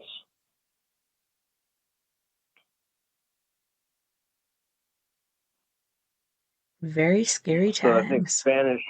Spanish was, and the fleet that went down was in 1542 or something. The big fleet that went down, $1 billion worth of gold and everything on the ship, and that went down, and they still haven't found that either. But with all the satellite imaging and stuff, I'm pretty sure they'll find it soon. I love treasure stuff. But maybe it's so deep because they kind of know where it is, but they don't know because it's been scattered for all the, from the currents in the water and everything. But that's a big shift. So $1 billion worth of gold gone down, and the hull would be sunk, and it would, unless it's all covered by the silt. You don't know. Yeah. Doesn't take very long, especially with different storms and stuff going on. It really does sweep around the sand, or if you're in a river, the dirt and rocks and other debris. Yeah, it makes sense. But I mean, it's like people are still looking for billions of dollars that still haven't been found, but they say they know where it is. So I don't know if it's I think shifted going by the back, current. yeah, like what you said earlier, metal detectors, and now there's little drones that do that and little anchor things that do that, and you also have satellites that can do that. But Yeah. With technology, I think and they have all these little things they call fishes that can go down to the bottom of depths, and they can basically video everything and see what's there. So that's how I did the Titanic. But they couldn't get to all the other stuff because it was so sunk, all the layers of the ship. Right, it sunk right down, so they can't even get in there and get anything else.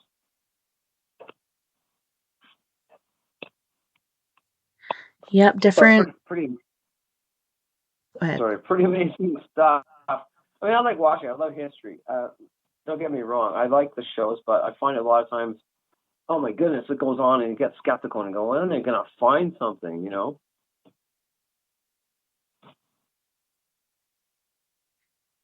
yeah, there's a lot of stuff where they're claiming evidence where I'm just like, I don't know, was there a dust particle?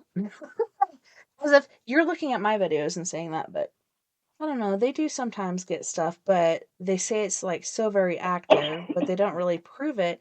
But then that comes to the point of what you feel. Like, I feel different things from different entities or whatnot when I go into the field, but how do you prove that?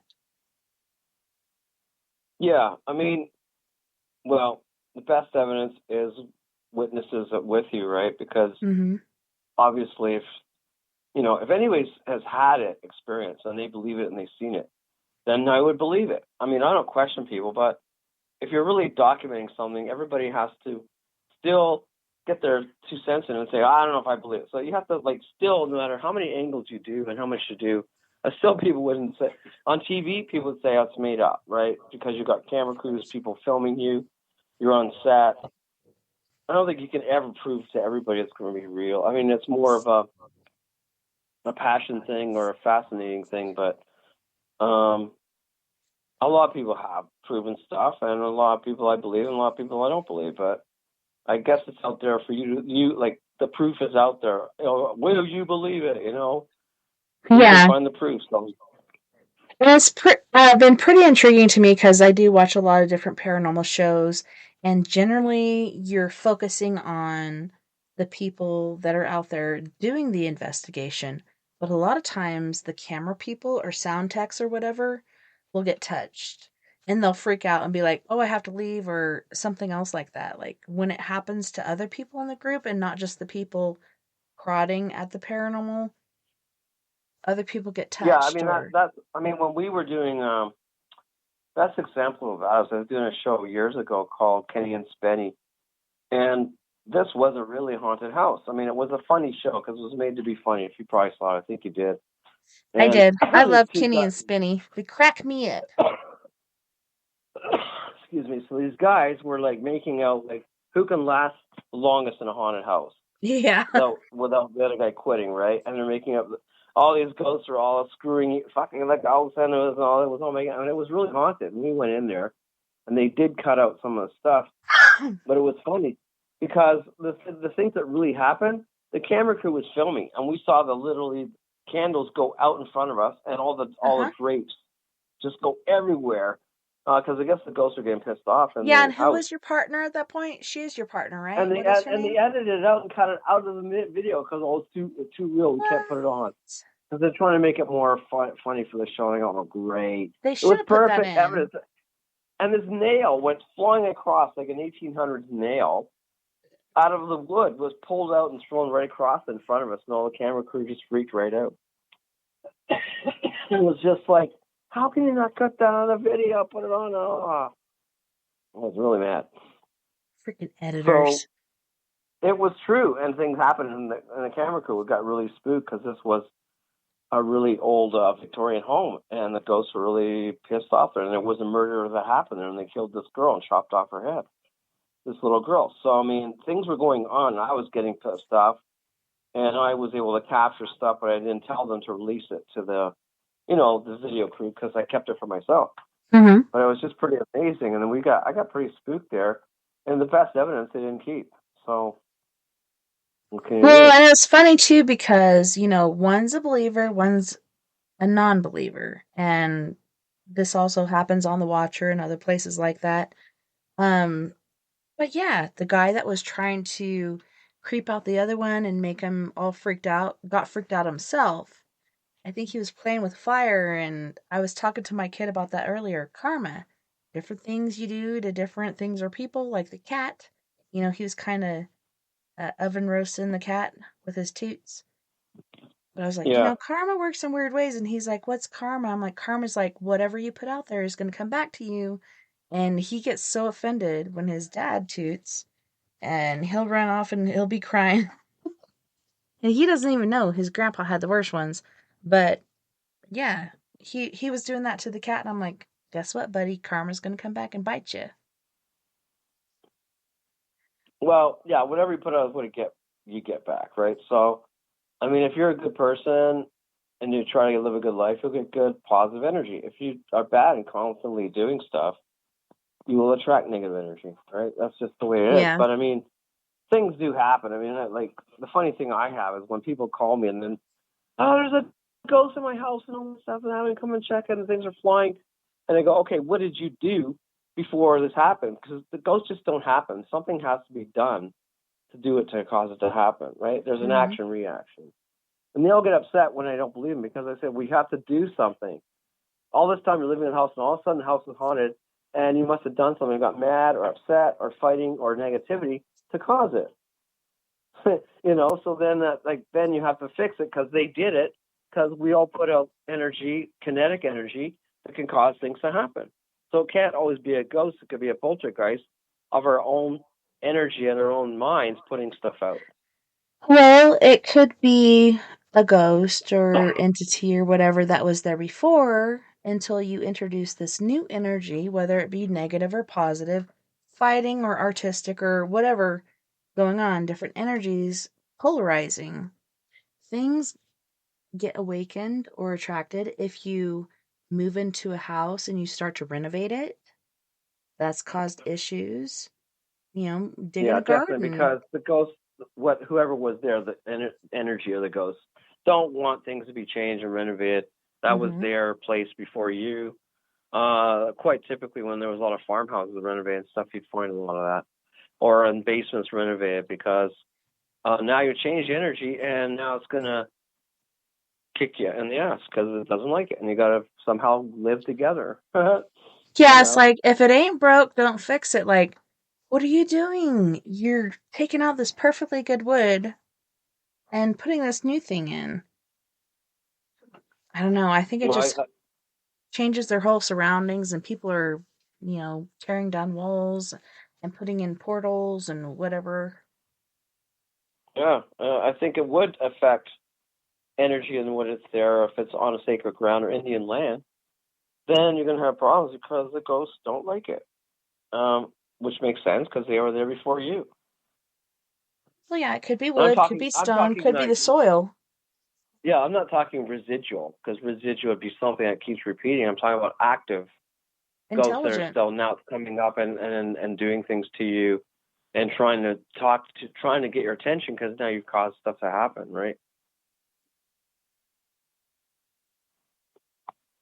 Yeah, and I think that's where a lot of hauntings come from, is they think about, oh, well, this is a new building, or oh, this is a new structure. It doesn't matter. Could be an old building, could be a new, it could still be haunted because of what happened on that land. Well, the same with this house with Joseph Stinson I was talking about. He renovated it all. I mean, it's still pretty well a house, but I don't know if Joseph's going to like it. And he's going to cause problems because it was his house, and he probably doesn't like it now the way it is because it's all an upscale restaurant. Doesn't even look like his house. So who knows if he's going to like it or put up with it, or they should kick him out. So I don't know what's going to happen there. Get the hell out. Well, you can't blame the guy. I mean, I would in my house, but I mean, it's accommodating what the business is, and most people don't look at history. They look at what they can do right now, or what for their means, right? So everybody's about them. They don't care whatever else happens. Sadly. Well, yeah, and some people, when they have a haunting and they have to move because it's too progressive, it's like too hardcore, they can't handle it, it's like destroying everything. Some people will move and not say a word, and the realtors don't really have to say anything because hauntings really aren't real, so whatever. They'll sell it to the next person and they'll move out 3 years later or whatever. Some people will stay and cleanse it before they leave. They don't want to leave a mess for somebody else, so they'll try to clean it up, but... Well, in the case of my house, I grew up in Toronto. Well, my dad bought it, but at that time, that was the 60s. And in the 60s, and they didn't have to disclose the murder. How's it happening? And they go, oh, yeah, there's a murder here. Some guy killed his girlfriend and his wife and has a husband killed, but they didn't look. They're more worried about the house. My dad didn't care. He was in the war. He goes, oh, that's great. I just got a great deal for our house. He's like, I killed several people. I'm good. And then I have to live with it. Like, it's on buried Indian. They buried all. They just bulldozed all the Indian land. It was all on sacred ground, and that's everything happened on that street, including my house. Yeah. And here I'm growing up as a kid, going, "Oh man, what the heck happened?" Out of all the hauntings in the world, the one I do not want to deal with is the native burial ground haunting. I've dealt with that as a kid. Don't want to do it again. And the weird thing is, it's still going on.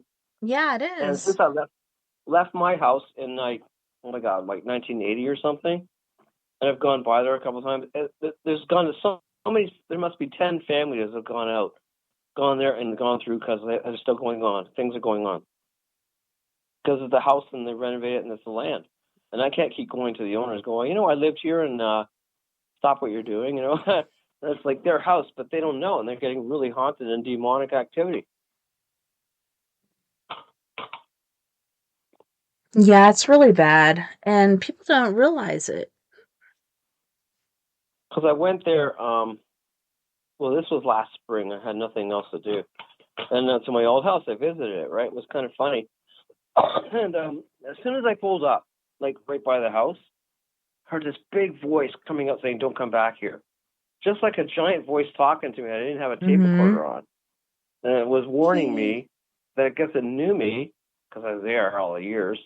Don't come back. Don't come back here at all. And it was telling me, like warning me not to come. They saw these shadows around the house. It was just bizarre because I hadn't been there like maybe 10 years or something. And this voice came out right out of nowhere in my car. Huge. And my friend was with me. I go, holy shit, what was that? And I looked, and I didn't stick around. That really raised the hairs on my arms because one of the last times I went to my mother's grave, I took my kids and my husband with me, and all my kids are very open and intuitive.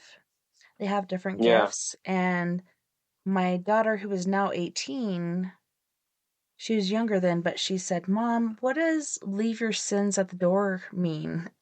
And that was right when she was about to go through the gate, and I think there was like a priest or somebody there that was a protector of that property, saying, "Leave your sins at the gate, like don't bring them in here."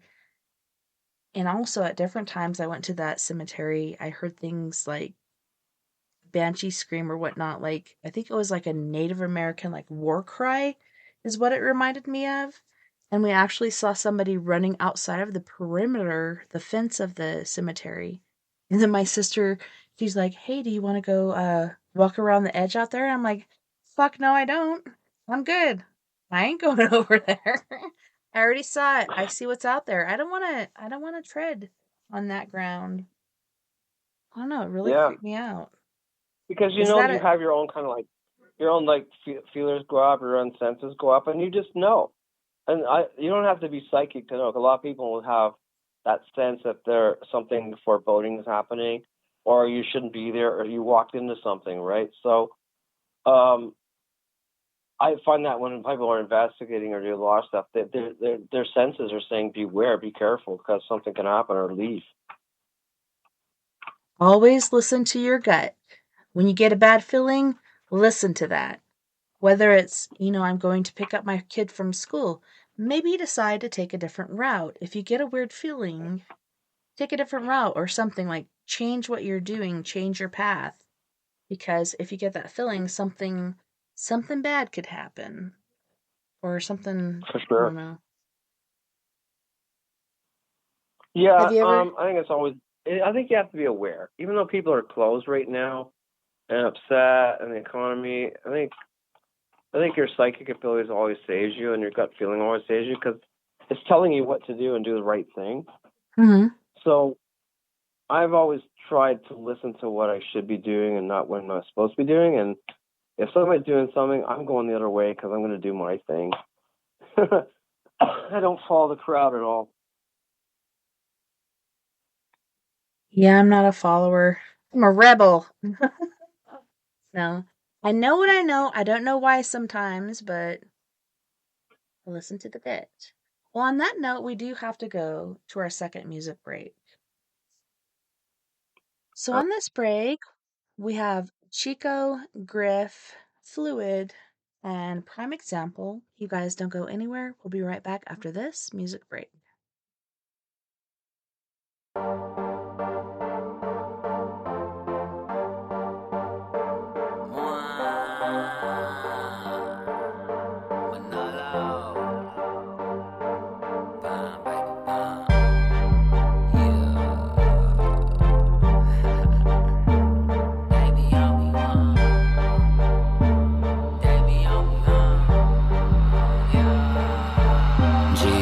So you know this player's stunned. Hit the club, got chose like it's nothing.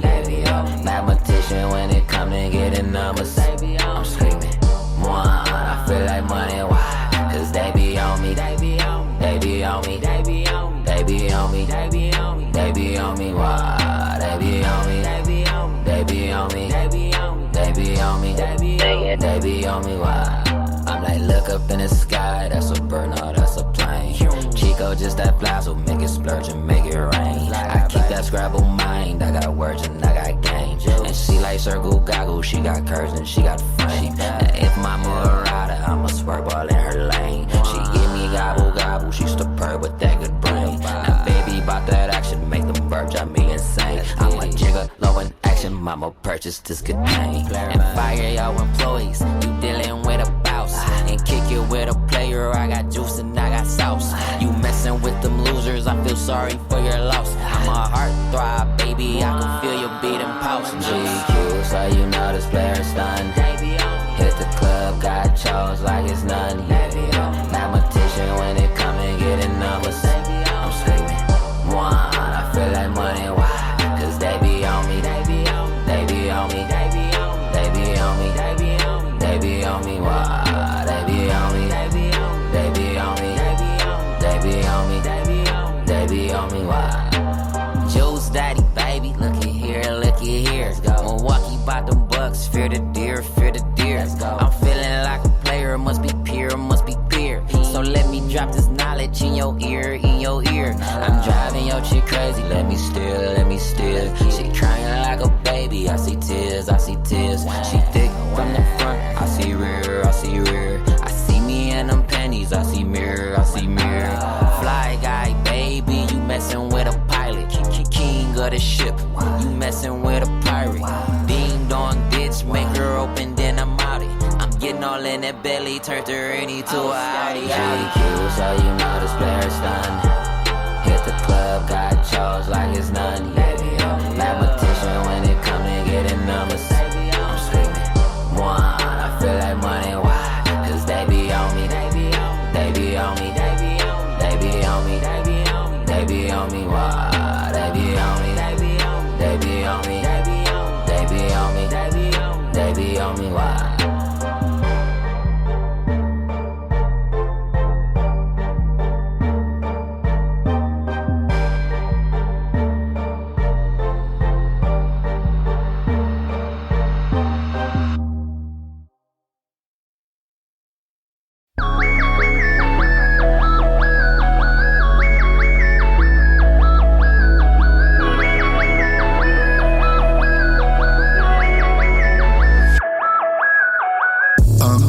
Live my best life. Don't care if my head ain't right.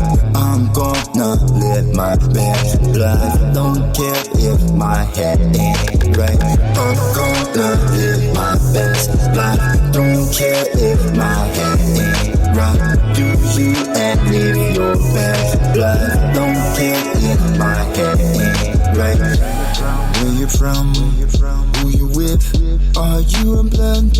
Are you equipped? I do my thing, stay legit. In this world, no one's innocent. VIP, get bottles. One snap of my fingertips. See these haters like blah blah blah, blah blah blah blah blah. Talking gibberish.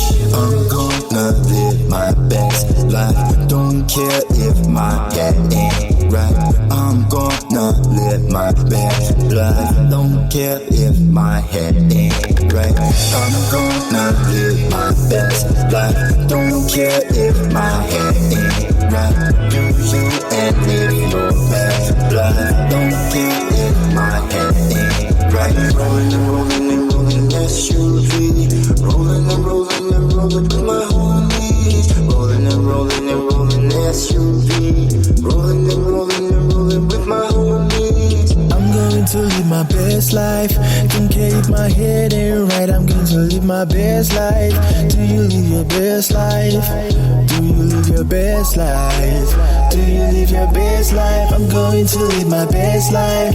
Don't care if my head ain't right. I'm going to live my best life. Do you live your best life? Do you live your best life? Do you live your best life? I'm gonna live my best life. Don't care if my head ain't right. I'm gonna live my best life. Don't care if my head ain't right. I'm gonna live my best life. Don't care if my head ain't right. Do you and live your best life. Don't care if my head ain't right.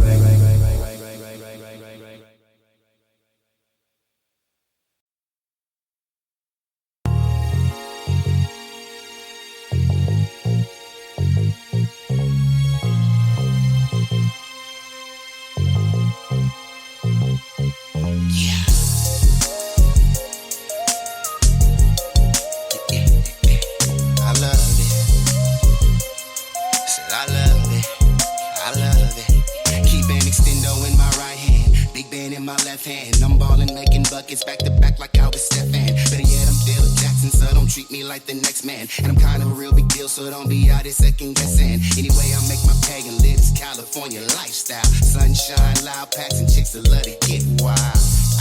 That's how we do it every day. Slipping, sliding through the traffic on a mission for the day. Clearing marks about my way. Really got no time for y'all today. And all the craziness y'all talk, but never get your story straight. See me out here living great. I don't give a fuck about all that hate. And when it comes to kicking game, I give you all that you can take. Trying to do it big, got no complaints. Every morning eating steak. And say I'm wrong for showing out, but I'ma do it anyway. Plus and thing ain't nothing, bitch, cause I can do it any day. And it don't matter where I go, I always represent the yay. I'm so in love with this lifestyle. Anything I want, I say the word, I get it right now. Boppers used to hate me, now they tell me I'm they tight now. Swagger through the roof, got everybody on my height now. So in love with this lifestyle. And I love it. And I love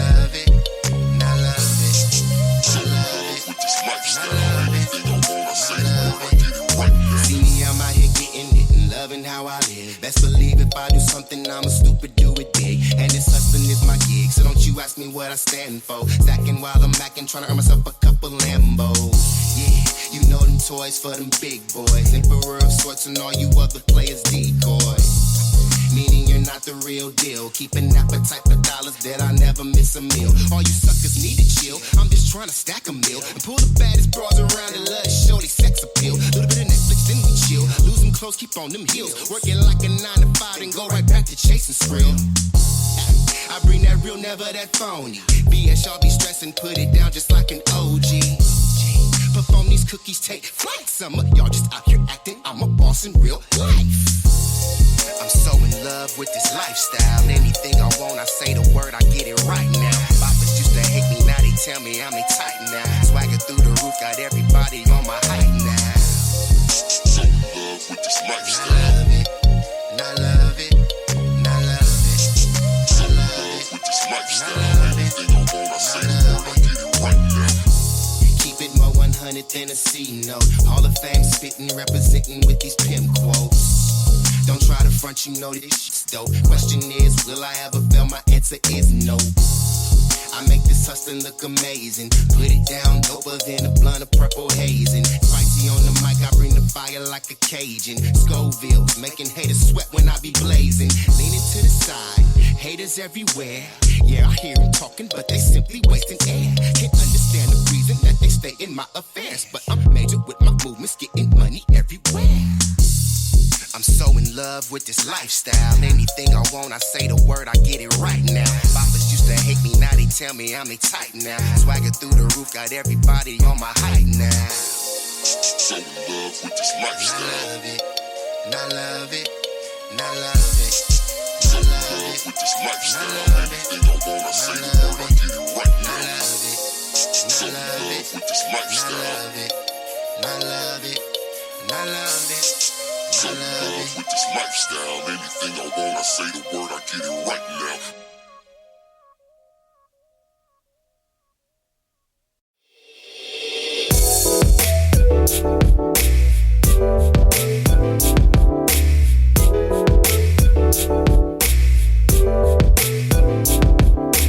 More than a man, but you can't read. More than a man, but you can't read. More than a man, but you can't leave. You can't leave. You right where you wanna be. That is right here with me. You right where you wanna be. Right with me. You can be anything you want. If that's what you really want.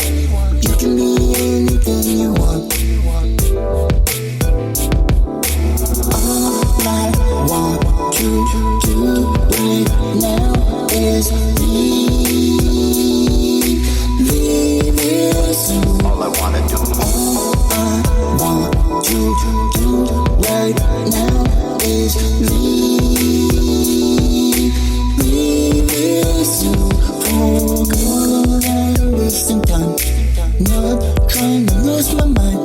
Know that I am wasting time.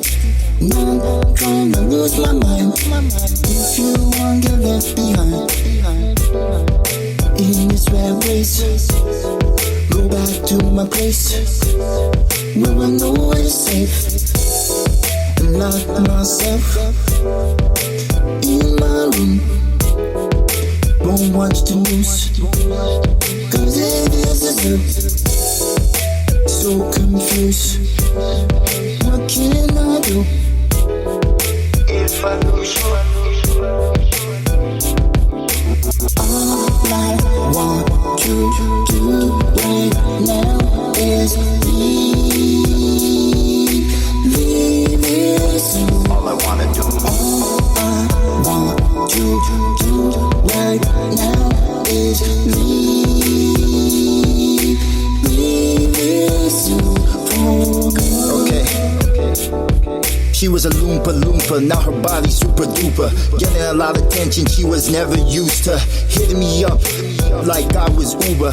Got a few miles, so I guess she's a cougar. Real winner, never seen her with a loser.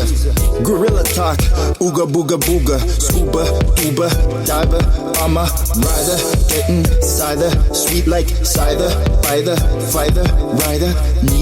Neither wants to get it going.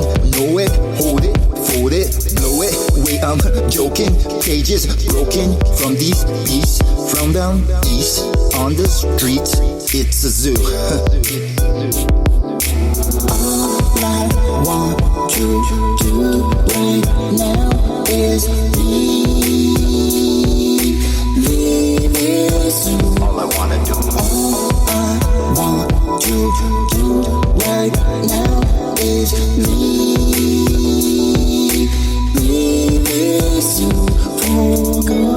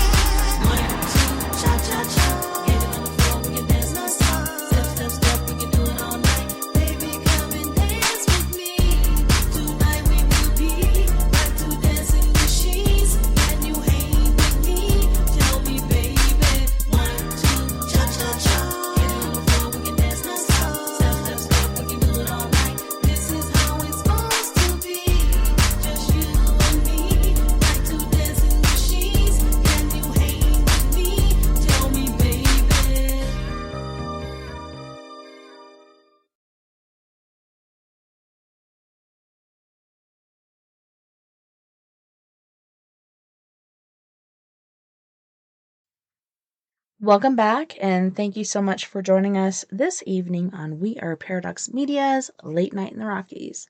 This evening, we are joined by Mr. Patrick Cross. Welcome back, and thank you so much for hanging out with us tonight. Boo and stuff. Yeah, we also have Oh. Boo over there. He's been kind of quiet because he hasn't been taken out a lot. He got to go to the bar the other night. I'm sure that, kind of stoked his inner fires. I think he's gonna try to get back on top there and not be so dormant. He's gonna be like, you guys need to take me out more often. Strangest thing happened with that, too, is that back in March, there was another company who does a lot of paranormal shows, and they were interested in haunted objects, okay? And they contacted me, and I go, oh boy, have I got a haunted object for you? They want real haunted objects. So I presented Boo. I sent him all the pictures, all the videos, all the stuff he does. He's a drinking doll. He's sarcastic. He swears a lot. Everything was real, documented. So there's no way he couldn't figure it out. And then the producer was all excited about it, saying, oh yeah, we could do a spin-off of Boo. And they got so freaked out that they didn't want. In the end, they go, well, I don't think we can have Boo because it's too scary. And I go, well, that's what haunted objects are. Duh. You know what I mean? So they basically didn't have enough haunted objects. From that, Boo, I guess, put a curse on them, and the show never got aired or filmed because... Well, that's what they get. You're going to do the Dybbuk box, but you're not going to show Boo. You're like, oh, that's too haunted. So Boo got upset when we told him, and he canceled the show. It was hilarious. So the show never got done because there's no haunted objects except for him. So best not mess with Boo. Yeah. So we got the show canceled because they said they put it on hold, but it got canceled because they couldn't find any real haunted objects, which is hard because you have to prove it, right? So I thought that was funny. So Boo got his revenge kind of thing. And you said there were some girls that what?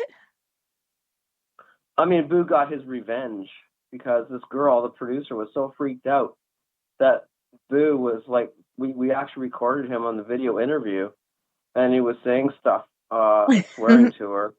And Boo's a black doll, right? And this woman was black, and I guess she was more freaked out about Boo being a black doll from the 1800s. So, well, I'm not going near that guy. I'm scared to death. So I think she put in the word not to have Boo, and then Boo went and got revenge and canceled the whole show. So I thought that was hilarious. That's karma. Well, and I know it's hard to talk about. It's not like we're racist or this is a racist theory. African Americans, which my black friends don't like to be called African Americans. They're like, we're not African American, we're black. The point was, it's hard to find black dolls. And people I think she just got freaked out because now it's a black doll that's coming alive and it's haunted. And I think she was scared of everything. So yeah, that's like, what I'm saying. They don't want to mess with any of that paranormal stuff. They're like, nope, you do your thing and then tell me what you find out, but I don't want to be a part of it. Because why are you doing a show on haunted objects? If you're scared, you don't want to do it. You don't want to talk about haunted objects. It's kind of dumb. It is a haunted object. So, I think she didn't even vote to be in that. I think they're like, guess what you're gonna do? This is your new show. Maybe you were the pilot or something. So they were worried that Boo would cause problems with fires on the set, or because he likes causing destruction, and they were all freaking out. And they go, well, we can't have Boo because we're so scared that something's going to happen. I go, well, we kind of control him. We live with him all the time. So it's like, really? Yeah, all you have to do. You want a haunted object? Yeah, bring a gallon of vodka. Boo will be happy. Okay. Yeah, because he's sedated. Good music. Yeah. Yeah, and he likes heavy rock and heavy metal. So he listens to AC/DC and Whitesnake and Scorpion, so he's fine. Led Zeppelin. It was funny, and it's just like, well, we have to play heavy music when we're around when we film. I said, well, that's okay, because it was getting a lot of popular, we thought it would go really well, and it just turned sour because they're all scared of having a haunted object on the show. I go, isn't that what the show is about? There. So that didn't kind of happen. Yeah. And then on top of it, haunted dolls. So I like haunted dolls, but I never really had haunted dolls. So couple years ago, before I met Boo, I bought this online from a pretty legit woman, because I was really skeptical of what you're buying on the internet and stuff. And she had a whole estate of haunted dolls that she was getting rid of. So I don't know what a relationship I it was. think they were But her mom's dolls. yeah, and she was pretty freaked out. So it was passed down to her. And there was a guy and another guy with a tie. And all these really nice dolls, but really old, 1800s and stuff. 1900 dolls, which are worth a lot of money. And I saw Savannah. She goes, well, take them all, take them all. I go, no, I don't want them all. I just wanted one. Because she was freaking out. They're all causing stuff, and they're trying to kill me and everything else. And so I just said, no, I just take, it was like a movie. So I don't want the whole formula. Just give me that one aspect. She printed out this whole page of what was wrong, what was going on with Savannah and Beware and all this stuff. When you get her, she's going to throw things, and she has to be perfectly in one spot, and she'll move around and throw mirrors down and pictures. I go, well, okay, it was kind of interesting because I was researching it. I get it in the box, and as soon as I get it in the mail, it's like there's something moving in the box and it's banging around. I'm hearing this little voice going, oh, like kind of get me out of here, like a little girl's voice. Get me out of here. It's freaking me right out. And I go, oh boy, this is like, okay, is it a toy or what? You know how things turn on if you turn on a toy or something. Open up, there's no way it talks. It doesn't talk at all. And I hear this gush of air just going out. No, it's not wound up or... Yeah, it's not a talking doll. So I open it up and it's like, I don't hear this like, or a happy sigh because she's out, right? Just weird. And it's this gush of air. And so I'm picking her up, putting her down. She's got a beautiful dress, all that stuff. I'm trying to take pictures of her, look around. Nothing that turns her on or no buttons, nothing. So I'm taking pictures of her, and then I noticed that the first picture is her as a doll. Okay, the doll eyes are plastic. And then I take another picture, and her eyes literally change in front of me into a human eyes. And I go, whoa! I was like, oh my God, that freaked me out. And then she starts smiling, and I go, oh my God, here we go. So I freaked out, and I put it back in the box, and I closed it up, and I didn't know what to do because I'm thinking, oh my God, am I going to get haunted or what? Is something going to happen? So she's getting all mad, pissed off. Put it in the closet. And kind of just kept laughing at her. I said, you keep being bad. You're not coming out at all. So I think she hated me ever since. You put her in the closet? I put her in the closet, and then one day she kicked the whole wall down. The whole wall down got kicked down. All the stuff on the shelves just got kicked right out on the wall. I go, oh my goodness. So sadly, I left it in there. I took it out again, okay, because I was really upset. And I have a brass, cross of Jesus Christ, a brass cross, the things you use on the graves, right? For coffins, okay? It was from my dad. And I thought, I gotta do something because I'm trying to bless it in case it tries to kill me. So I put this brass cross over her body and put it back in the box. And kind of like she shuts up, nothing happens. And I go, this is great. Perfect, nothing's gonna happen. And she got like the odd time I would hear her kicking and jumping around. So time went on and I left it, and I just thought, no, I'm not going to bring it out because things could happen. I was just too freaked out. Even though I'm paranormal, I don't really get scared of stuff, but it was just too close to being something happening, right? And then I met this friend of mine, Linda, and she's like, has haunted dolls, and she has all these haunted dolls. And she didn't get Boo at the time. So when I met her, I said, well, I'm really interested in haunted dolls. And she said, yeah, I got dolls, and they're really actively talk and say hi and everything. So I had to see this. So I brought Savannah over there, and it was just and then she took it out. She goes, oh, it's a loving doll. It's perfect, everything else, and nothing happened. She got along with all the haunted dolls. Not one thing that I said happened. She goes, well, I don't believe anything happened because nothing's been happening. Oh, she found her family. So she's now with her haunted dolls. And all this time, she doesn't believe me because nothing happened, because it didn't happen, because I'm trying to prove that it happened. So when I took it out of the box, I had the cross, right? And I showed her, and there's all little teeth marks on the cross. It's just bizarre. No. How can you bite a bronze cross or a brass cross? It's just like totally bizarre. So all that came like that. I said, no, it didn't. So I couldn't prove it. But I still have all the bite marks of all the stuff she tried to do to get out. You And still to have this that? day, yeah, but to this day, she's not doing anything. It's like, it's just like bizarre. Well, where do you keep those things? She's in her environment. She's totally happy, and nothing's happened. I don't get it. maybe she hates guys or something. I don't know.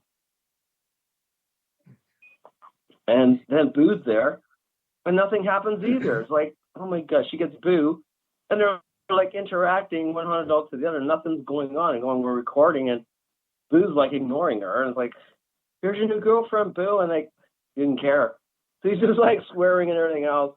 He's telling us I have. You don't like those high-dollar hoes. Pardon? I said he don't like those high-dollar hoes. Yeah, so it's funny because he's swearing off at us, and there's the recordings of the EVPs are on the internet, on Facebook, saying swearing off to Linda and me and going, oh, yeah, fucking idiot, some of that stuff, and he doesn't even talk about Savannah. It was just weird. It's like, how does this happen? Because he's mad at us for not giving him drinks. So I was like, oh my goodness. Yeah, he's more interested in vodka and beer or whatever you're going to give him. But he's making sarcastic comments to us. Like, I had to go to the washroom, I think. And then Boo says, and we had the tape recording going, goes, he has to take a leak. And we have this on tape. It's like, and then he's calling Glenn a bitch. Give me more vodka, you bitch. It was hilarious. I'm going, oh my goodness. And we record it, and then people it was just nuts because there's nobody else in the room except us recording it. And we got him talking all the time. We put him on the Facebook and on the internet, and then people just are in awe because we got this haunted drinking foul-mouthed doll. So you said you found Savannah on the internet. Did you find Boo on the internet too? She found him from another woman that sells haunted dolls. Okay. I didn't even know her at the time. This was in 2019. I didn't even know. I think she went to this other one who has real haunted dolls, and she was trying to get rid of Boo because Boo was causing problems too. And we never really knew the history because Boo is so depressed and mad at the world because he's dead, and we kept telling him to move on and talk, and we never got anything out. All he does is swear at us and say, shut up, give me beer and stuff. So we found out he's kind of like a 30-year-old man in a black doll, and apparently died in a lake or died tragically, and that's all we ever got because he's talked sometimes about water, and we died, or he died in a lake, or maybe somebody killed him tragically because he was mean in life. So I don't know if he was a serial killer or a murderer, but he's the most evil guy I've ever talked to. Nothing is happy about him, and he's dead, and he knows he can go. But he's still evil and in death. I was like, oh my goodness. It's like a Chucky, only worse. Well, what I get from Boo is he's a stand-up guy. He's real badass mofo, and he ain't gonna take no shit. He cusses like a sailor. He drinks like a sieve. I don't know if I pick up serial killer off of him. No, but he's like that. He's like an 80s, like kind of rough deck, maybe biker guy or something. Yeah, kind of like a psychopathic or sociopathic guy. Yeah, and he's like, likes to beat the shit. If he wants to do that, I'll beat you up and I'll kill you and all that stuff. So he has caused major destruction.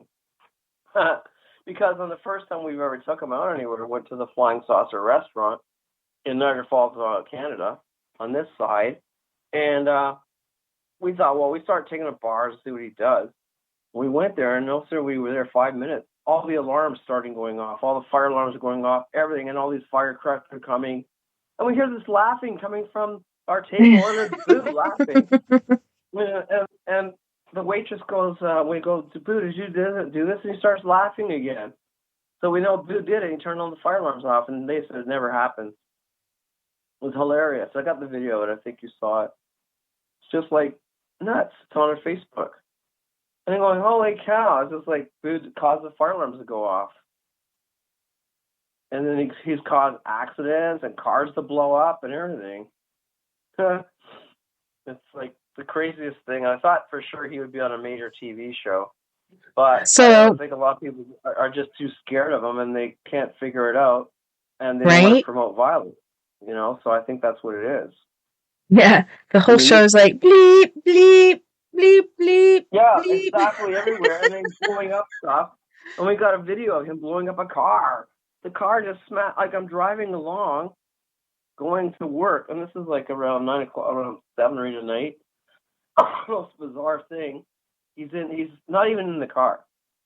And I'm saying, and apparently if you say boo, do something because he's bored, this car comes flying across right in front of me in the traffic lights and hits the traffic pole, and the car blows up in a million flames. And then I hear laughing in my car and everything, and there's nobody there. And they're going, and they're laughing, yeah, look. And then That's right, I hear boy. over there. Yeah, so I go, and the guy runs out of the car's all on fire. I go running over there, and I start videotaping. I don't care what. I don't know. The police start coming, the ambulances, the fire trucks. And I got this all on video, and here they're laughing, and everybody's looking around here, and the giant laughing going on. Nobody knows who it is. And it's Boo, spiritually laughing that he did it. And I asked him, he said, yeah, I did it. I did that, boy. It's like, I did it. And a creepy voice. He's got this really foul kind of gruff voice. Okay, so when I think of Boo, which I've never met him, but when I think of his voice, have you seen Robert Downey Jr. in Tropic Thunder, where he plays the black dude?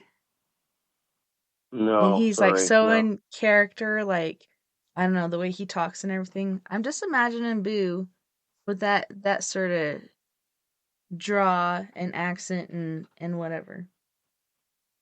Yeah, it's just like he loves causing shit because it's like he loves destruction.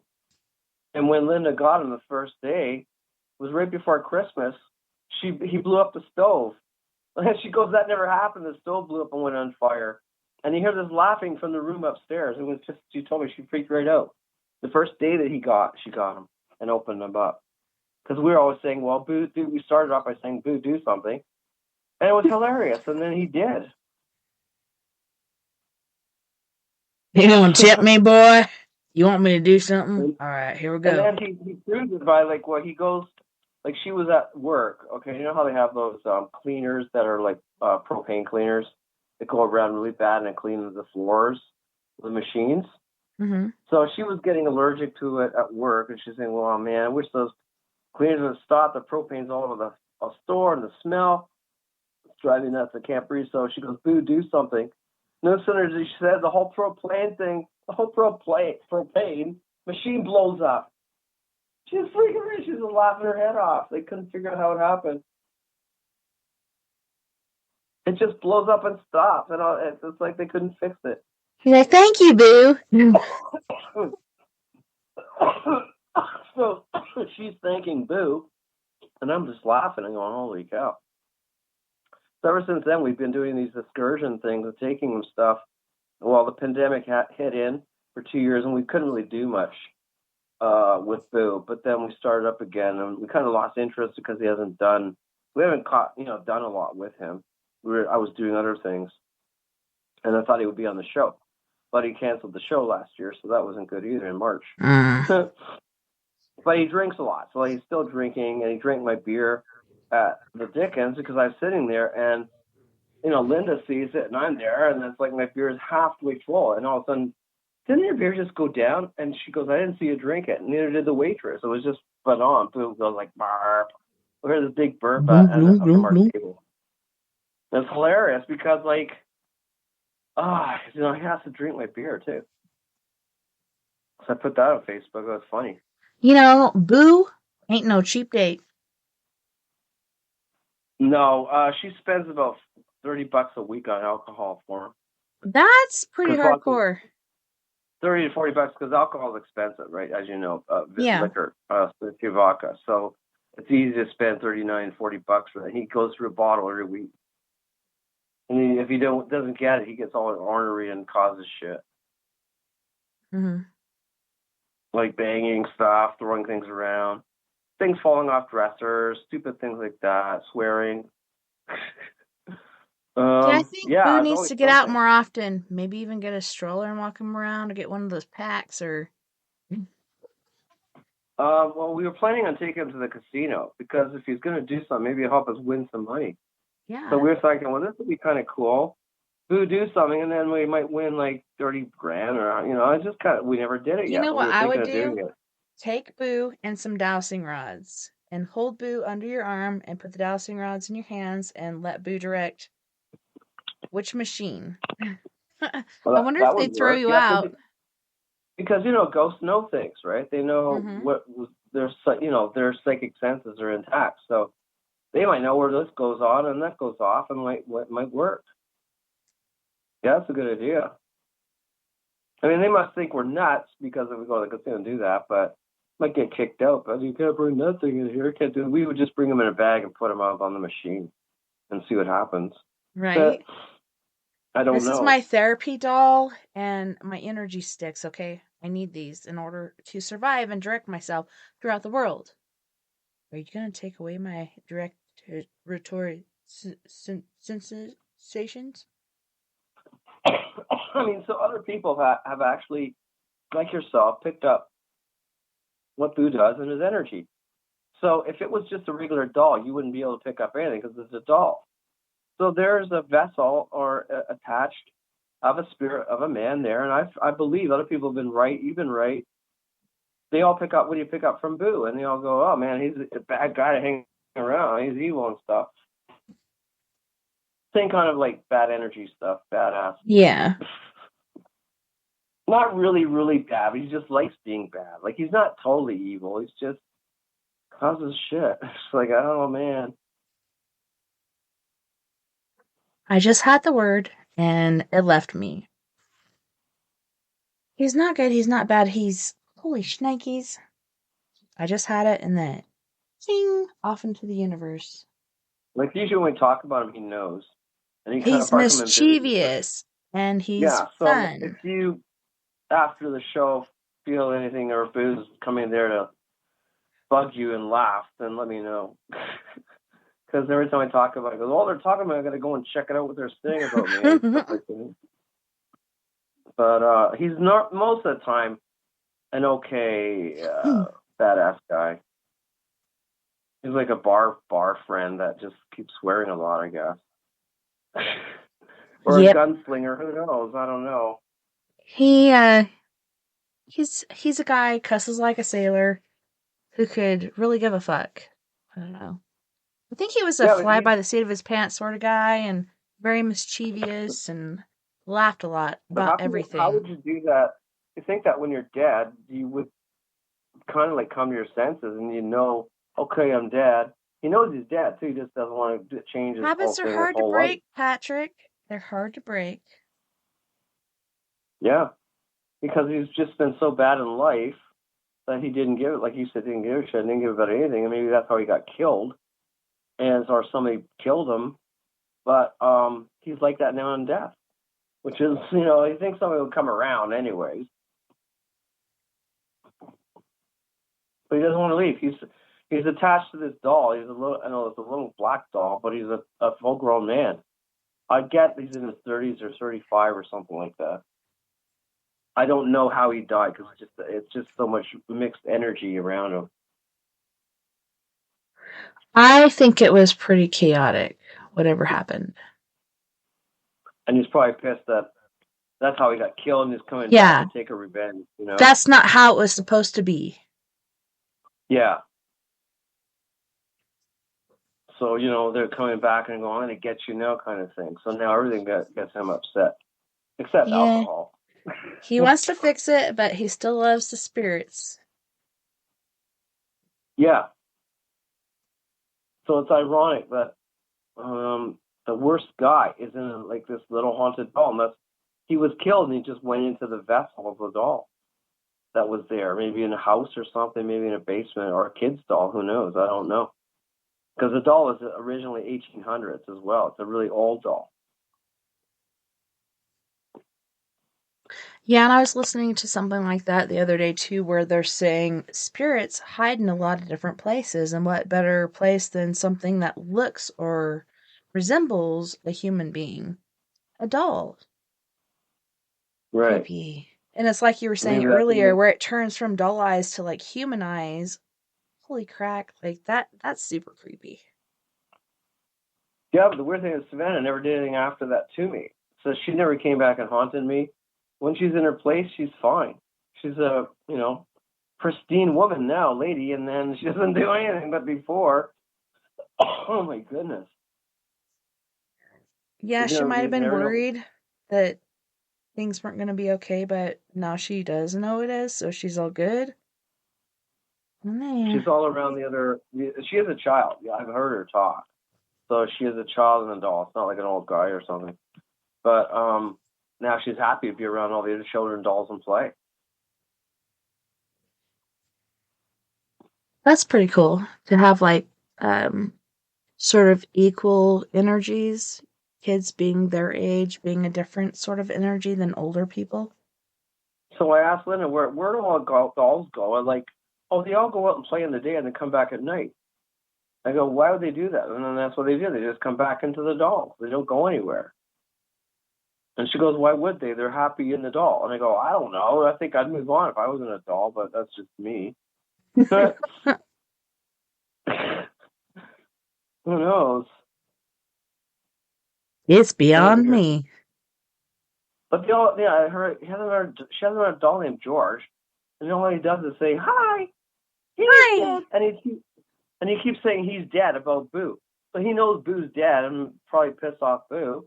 And then this other doll, a Jamaican doll, and he's arguing, don't put that doll with me, do it. He's a bad ghost guy. And he talks Jamaican. It's just bizarre. They're all having these conversations. We got it on tape. And you're going, oh my goodness, the major stuff is going. They're all talking to each other. So the Jamaican doll, we call him Jam, is always away from Boo. And now it's his drinking buddy because now he likes vodka. And he always saying, "No, get me away from him. I don't want to talk to him." Like, hey, I don't want to talk to him. And he's talking Jamaican as a Jamaican doll. It's like hilarious. Because he hates Boo too. Well, now they're drinking, so I guess they're okay. Yeah, now they're friends. Best friends. Yeah, so now they're sitting on a table together. And they're drinking. And she puts down two little glasses of vodka and it disappears. It drinks them all down. It's just weird. Yep, you definitely need to put out some cameras somewhere. Because, when I do before you even bring them in the bar, put up the cameras, then bring them in. Because if you put them, at a table or at the bar or whatever, they're going to see what you're doing. Which they probably know anyways. I've been able to, record, at the bar. I can't really record him, but when he's kind of out of the bar, I can get him doing stuff. Right? So maybe he likes the spotlight, but he doesn't want anybody to know he's there. So it's kind of weird. When they're filming him, he wasn't doing anything, except the surroundings was going on, like the fire alarms and other stuff. And he opened a door and somebody smashed into it, and he was laughing about that. Somebody dropped a tray or something, and he laughed about that. So I've got little snips of recordings when these things happen, when we were at the bar. It's crazy, crazy stuff. Indeed. So, out of your audience, I hope people think either we're totally nuts, or hopefully people listen to this and get a good laugh, or think that things can happen in the paranormal. It's totally possible. I had a lady, she's like, I believe in the paranormal. I've never seen anything. Like, what can I do in order to see something? I'm like, well, the first step, like you said, you believe in it. So that's a really big thing. But just realize, I don't know, we walk past people every day. Some people can really be there. Some people can be in the spiritual realm. They just seem like they're there. You never know if you're seeing something paranormal or not, unless you're really looking for it in a certain area of investigation. But she was actually able to see a spirit. She went to pick up her kid from daycare and saw an old lady playing with the kids, and went in there, and the lady was making sandwiches, like peanut butter and jelly sandwiches or whatever for the kids. And she's like, oh my gosh, I think it's so cool that you finally have somebody here to help you out and watch the kids. And she's like, what are you talking about? And she's like, that old lady in the backyard playing with the kids on the playground. And she's like, I'm the only one here. And then she's like, well, let me show you this picture. And it was a picture of her grandma that just passed. And she's like, yeah, that was her running around in her little moo gown. She actually saw something, and so she contacted me and she's like, you were right. Like, I opened myself up and there it was. I thought it was a real person, and it wasn't. It was a spirit in our realm. I don't know, it's pretty cool. Wow. I mean, the thing is, like, I like the paranormal, but the thing is, you have to understand what people like. Most people who don't understand it, if you are more open, the more open you are, the more you're going to attract good and bad, right? Yeah. So you have to be really careful and protect yourself, or surround yourself with white light. That I always do when I'm trying to maybe contact something, because you don't know what's going to come in.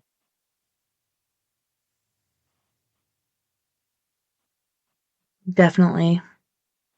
And like you were talking about earlier with grounding, with stones and such, there's also different herbs you can burn, or even just saying a prayer before and after any sort of interaction you have.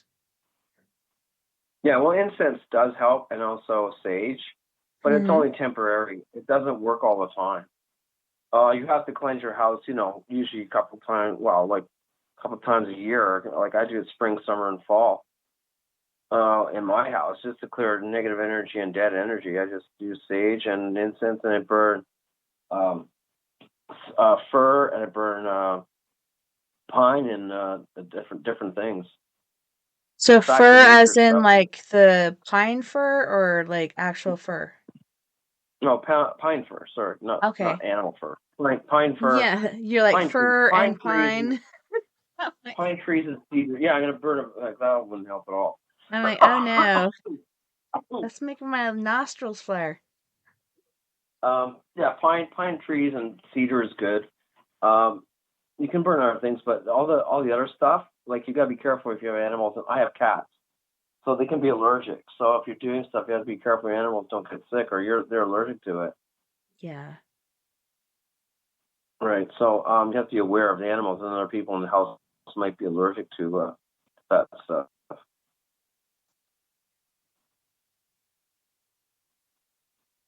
Yeah, so I'm pretty sure the only way to figure that out with your pets, unless you go in and get them tested, is just like the tried and true effort as far as doing it and seeing what happens. I'm sure Well, like I what open you the do in your window. I house would is open like the. pretty normal, right? You can open the windows and then ventilate it, and then my cats usually take off anyways because they hate the smell. But Yeah. that's an easier way to, like, open fresh windows, fresh air, burn stuff, and then close it all up, and then you got rid of the negative energy, all the old energy that's happening around in your house, stale stuff, and then start out with good energy again. I got rid of a lot of negative energies within the last month. I got about 40 negative entities, and they are called mice. Now they are Mises to No. pieces. No, Oh boy. I set out like 4 mouse traps, and it's just like clack, clack, clack, clack. And then there's a break, and then you get some more clacks, and it's been Yeah, people are insane. saying Like, they have a lot of mice problems now. it's gonna I be don't know a why. very epic winter, is what I think. Like, all the mice are coming in. They're coming in early, and they're coming in masses and droves. And I think it's because this winter is going to be insane. It's going to be really cold, and they're getting in the best shelter they can for the winter in order to survive. I think I read on Google where they're saying, warning people that all mice are trying to get on the walls now this year. So, I mean, I've never seen that happen, or that intense, like you say. I don't know. Yeah, they were keeping me up all night. And yeah, broke down, got some mouse traps. It was just like clack, clack, clack, clack. Pretty instant at first, and then it's just been kind of a steady ebb and flow. I'm up to about 40, between 40 and 45 mises at this point. Wow. And Should have that's a off of cat. 4 They'll be able. traps. We have cats too, and our best mouser is Kung Pao Kitten. He's caught the most amount of mises. The other ones Wow. are bird cats. They're like, they think mice are disgusting and they prefer birds, and they might play with a mouse for a little bit, but they won't eat it. Yeah, my cats don't like mice. They just like birds. Yeah. They can't be bothered. Yeah. They're like, ew, that's disgusting. I'm not touching that. You can watch them outside in the window, but they won't do anything. Nope. The You know, birds, they're all over them. They'll catch and eat every bird. Mises, they're just like, no. Keep that shit at least like 5 feet away from me. I'll watch it and check it out. I might paw at it a couple times, but yeah. Well, There's I think because different. birds fly. It's birds flying, and it's attraction of what's something in the air, like bees and bugs. So I think that's why they're more Motion. interested in flying things than they are in things on the ground. Yeah, I think That it's kind more of of stuff. that circular motion. Something. Yeah, as soon I as you don't know. fly something, they're all intrigued. But otherwise, like I get like a lot of times I get big black ants, and they'll just look at it and go and play with it, and they point it out to me, and I got to get rid of it. It's like, sure, you're the cat, you're supposed to be a hunter. Right? He's like, hey, look, check that shit out. I ain't touching it, but there it is. It's Yeah, like your pointer exactly. cat. That's what they do. Yeah. So it's do or die thing with that stuff. Okay, so you need to get rid of those because those are wood ants. No, I know. I mean, usually I don't know how they come. They maybe holes or something. But I got rid of. I get them as soon as I get them or I see them. I get rid of them. So this summer wasn't as bad. But I'd say every day the average was maybe I'd find 2, and then get a container and just throw them outside on the other front. And I clean it all out on the side, so there's no anthills. So there's nothing they can really do close to the house because I get it away from the house, so they can't do anything. Right? But so far, so good. I've been here like, oh my God, been in my house now 12 years. So every year they're around, but they're getting further away from the house. So maybe they know they're getting killed off. I don't know. Yeah. Keep your own areas. Once you come in my area, it's a free-for-all. You're probably gonna die, most likely, but you could take your chances. You better go back the other way. War Yeah, against the for sure. worlds. The little ant people worlds and the human worlds and the worlds in between. I For sure. actually took my son out to check out this ant pile, and I was just like, hey, check out that ant. And these were the most different ants I'd ever seen. They were black with gray stripes on them. And he Well, stuck that's his weird. finger down like near the hole, and one of them crawled up his hand and up his arm and onto his face and into his eyeball, and it never came out. And Wow. ever since then, he's been very sensitive about ants because he gets teased by his siblings a lot about it, which I don't think is cool. Like, that was the most fucked up thing I ever saw as far as like the natural world going on. But yeah, he doesn't particularly like ants anymore. I guess not. Guess not for sure. Well, my thing is, sadly, I'm deadly scared of spiders, and they go after me everywhere. They know me.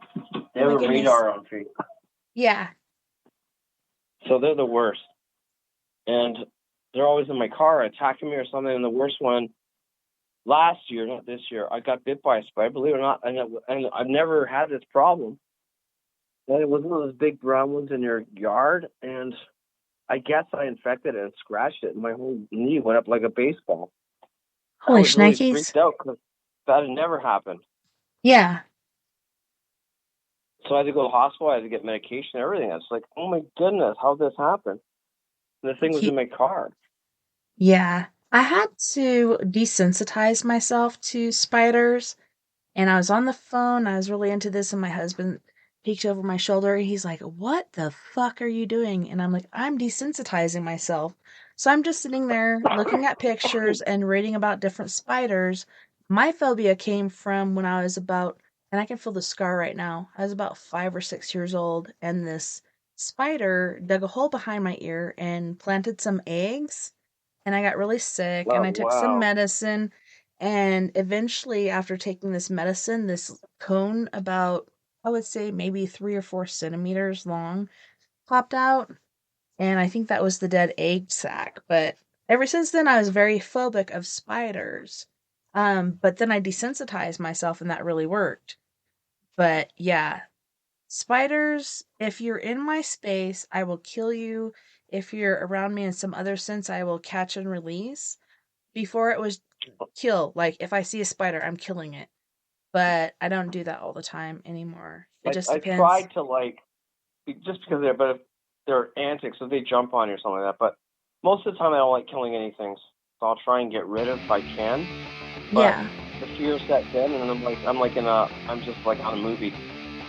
Right? It's like, they run everywhere because I freaked out because, you know, they go so fast and they jump. And it's like, I had so many things where they're on you or they jump on Yeah. Well, we And are it at the didn't end help. of our time, Patrick. I'm sorry, I don't want to cut you off, but Okay. give us your No problem. website again so people can find you. Oh, you can find me always hanging around on BurlingtonGhostWalk.ca. Or punch up Patrick Ross on Facebook, and you'll see me everywhere. On Instagram, and on Facebook especially, I have a lot of the booth pictures and the sounds, and the latest interviews I've had with that, and I think I still have some of your interviews that I did. So it's all there. For everybody to read, and hopefully they'll enjoy it and learn, and happy hunting to them all. Happy hauntings, everyone. Thank you so much for joining us tonight on We Are Paradox Media's Late Night in the Rockies. Be kind to each other and take care of one another.